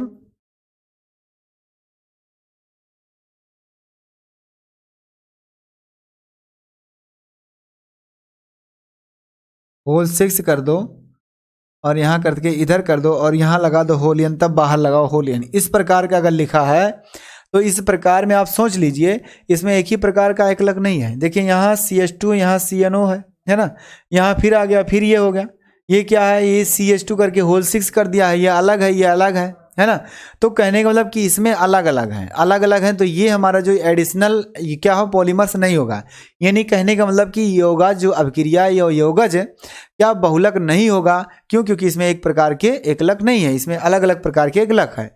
तो हमारा एक प्रकार का एकलक जो होगा वो केवल क्या होगा भैया, वो केवल और केवल आपका होगा कौन सा बहुलक, योगज बहुलक। और योगज बहुलक में कहा है थ्योरी कि ऐसा बहुलक जो दो अभिकारकों के अणुओं के योग के बराबर होता है ना। दो अभिकारक आपस में जोड़ दिए गए, उनके योग। अब इसमें दो अणु क्या है, ये है। अब इसमें मत सोचना कि ये क्या है भैया, हमारा ये एक ही अणु कहता है। एथीन जो होता है CH2 डबल बॉन्ड CH2 अकेले होता है, इसमें दो कहाँ से आएगा, तो दो कहाँ से, इसमें यन बार आ रहा है, यन आ रहा है, बहुत बार आ रहा है ना। आपस में सबका योग करेंगे, सबके अणुभार की या सबके योग के बराबर होगा, योगज बहुलक कहलाता है। तथा यह बहुलक एक ही प्रकार के एकलकों से बने होते हैं। ये मेन पॉइंट आपका है ना। तो पॉलीथीन इसमें क्या है, एथीन का सबहुलक है या समबहुलक है एथीन का। तो इस प्रकार से क्या है, इसमें लिख सकते हैं, ये भी लिख सकते हो, इसमें एथीन का है ना समबहुलक है, मान सकते हैं। एथीन हमारा जो है CH2 डबल बॉन्ड CH2 का, सीधा सीधा, बस और कुछ नहीं करना इसमें। तो इतना क्या हुआ कि ये आपका क्या भैया, बहुलकीकरण के आधार पर आपको जब बनाया गया है ना, तो इसमें पहला आया सबहुलक, इसी के साथ आपका आएगा संघनन भी आएगा, संघनन बहुलक आएगा, है ना। तमाम प्रकार के बहुलक आएंगे। तो इसके साथ क्या है, आपको इस थ्योरी को समझना है, इसके थ्योरी को, क्योंकि ये ऑब्जेक्टिव बनेगा, 1 नंबर 2 नंबर की थ्योरी बनेगी, है ना। हो सकता है और भी पूछ ले, बनाने के तमाम प्रकार भी पूछ सकता है इस तरह से। तो आइए, जो मैं लास्ट टॉपिक बताने वाला था, जो कि आपको बहुत ही बेसब्री से इंतजार था, मैं उस बात को बताने जा रहा हूँ, उस वाणी को बोलने जा रहा हूँ, है ना। वो शब्द कहने जा रहा हूँ जो कि आपको इंतजार था काफ़ी टाइम से, जो कि मैं पहले ही बोल दिया था। अगर लास्ट तक बने रहेंगे तो आपको मैं इंपॉर्टेंट बात बताने वाला हूँ, जो इससे क्या है कि आपकी भविष्य का, या कहने का मतलब आपकी बोर्ड जो पेपर आने वाला है उसमें बहुत ही फायदेमंद होगा। तो सबसे पहली बात यह है कि भैया जय महादेव एकेडमी पे अगर आप पढ़ रहे हैं तो बहुत खुशी की बात है, या समझिए आप बड़े खुशनसीब हैं, और बाकी तो मैं किस्मत तो बदल नहीं सकता, है ना। बाकी तो किस्मत में जो होगा वो होगा ही, लेकिन आप मेहनत करिए, किस्मत खुद ब खुद बदल जाएगी, है ना। तो जय महादेव एकेडमी पे अगर पढ़ रहे हैं तो बहुत अच्छी बात है। तो आप सबसे पहला काम करिए कि जय महादेव एकेडमी का जो ऐप है उसको आप डाउनलोड करिए। क्यों डाउनलोड करना है, उसको क्यों डाउनलोड करना है, इसलिए क्योंकि उसमें सब्जेक्ट वाइज और सब्जेक्ट वाइज के साथ साथ चैप्टर वाइज आपका टेस्ट सीरीज तैयार हो गया है। उसमें टेस्ट हो रहा है, आप साल भर कितना पढ़े हैं कितना नहीं पढ़े हैं, है ना, वो बात डिपेंड करती है कि आप टेस्ट देंगे तो पता चल जाएगा आपको कितना पढ़े हैं, किस लेवल में है, आपको कितने लेवल तक जाना है। हो गया। तो क्या है कि भैया अगर आप ऐप डाउनलोड कर लेंगे, क्या है, जय महादेव एकेडमी का ऐप डाउनलोड करिए और उस पर जाकर के देखिए आप लोग कि उसमें जो टेस्ट पड़े हुए हैं हर सब्जेक्ट के चैप्टर वाइज हैं, उस टेस्ट को सॉल्व करिए आप लोग, है ना। जितने ज़्यादा सॉल्व करेंगे उतने ज़्यादा आपका कॉन्फिडेंस बढ़ेगा, आपको पता चलेगा कि मैं कितना पढ़ा हूँ, अभी कितना पढ़ना है। और जल्दी से जल्दी, है ना, उसको डाउनलोड करने के लिए भी बताइए लोगों को कि ताकि जिसके पास नहीं है, मान लेते हैं जिसके पास नोट नहीं है, वो क्या करेगा, डाउनलोड कर लेगा तो वहाँ से पा जाएगा, वो क्वेश्चन को भी पा जाएगा, क्वेश्चन पेपर भी पाएगा, आंसर भी पाएगा, उसके साथ साथ सॉल्व कराया जाएगा। बाकी इस प्लेटफॉर्म पे यहाँ जो यूट्यूब पे चलता है आपका वीडियो, वो लगातार कंटिन्यू चलता रहेगा और आपका जो है फ्री में, है ना। यानी एक जो अभी भी मुकेश सर ने कहा था, नहीं बहुत पहले ही कहा होगा, स्टेटस लगाया भी गया होगा, आप लोगों ने देखा होगा कि अगर शेर शांत है तो समझ जाइए कि कुछ अलग होने वाला है, और कुछ अलग या होगा या बहुत बड़ा होगा, है ना। वो बड़ा बहुत बड़ा होगा जब, तो आप लोग समझ जाएंगे क्या होगा।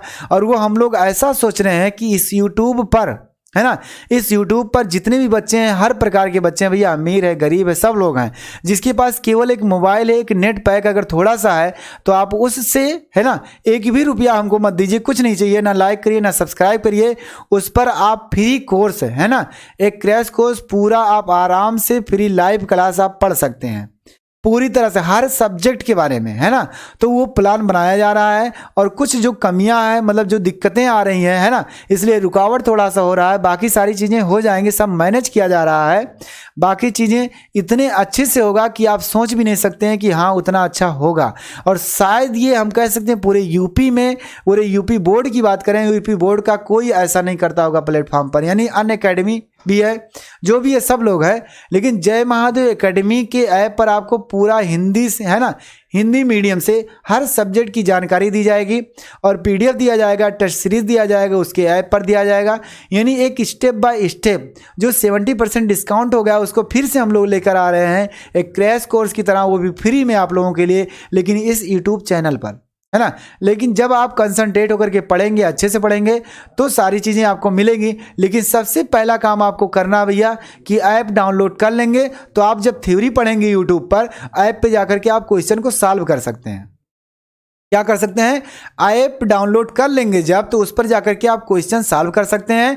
लेकिन यूट्यूब पर आप वीडियो पढ़ते रहिए, कॉन्सेप्ट क्लियर करते रहिए और क्वेश्चन जाकर के सॉल्व करिए और कॉन्सेप्ट को कॉन्फिडेंस बना लीजिए अपने, है ना, अपने कॉन्फिडेंस को और मजबूत करिए। लेकिन कब होगा, जब ईमानदारी से पढ़ेंगे तब होगा, बाद में हम मोटिवेट करेंगे। लेकिन ऐसी बात है कि भैया अभी जो बताया जा रहा है उस पर कंसंट्रेट रहिए, और जब ईमानदारी से आप कंसंट्रेट होकर दिल और दिमाग से सारा काम करेंगे तो होगा।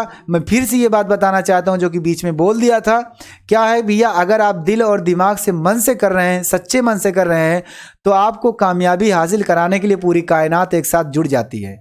तो आपको करना है, हम लोग पूरी टीम के साथ, है ना, इस जय महादेव एकेडमी में पूरी टीम के साथ, पूरे सब्जेक्ट के साथ क्या कर रहे हैं, आपको तैयारी करा रहे हैं, काफ़ी अच्छे से कराएंगे और पूरा क्रैश कोर्स फ्री में भी लेकर आएंगे, है ना।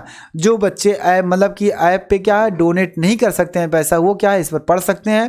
लेकिन आप ऐप तो डाउनलोड कर सकते हैं। ऐप डाउनलोड अगर करेंगे तो वहाँ आपको क्वेश्चन पेपर फ्री मिलेंगे, है ना। केवल डाउनलोड करना है, थोड़ा सा MB खर्च करके आपको क्वेश्चन मिल जा रहा है, आपको PDF मिल जा रहा है, सारी चीज़ें जब मिल जा रही हैं तो दिक्कत क्या है। करिए, जल्दी से आज ही करिए, तुरंत करिए और सब लोगों को बताइए। चलिए इसी के साथ हम अपनी वाणी को समाप्त करते हैं भैया, अगले सेशन में मिलेंगे। आई होप आप लोगों को समझ में आया होगा।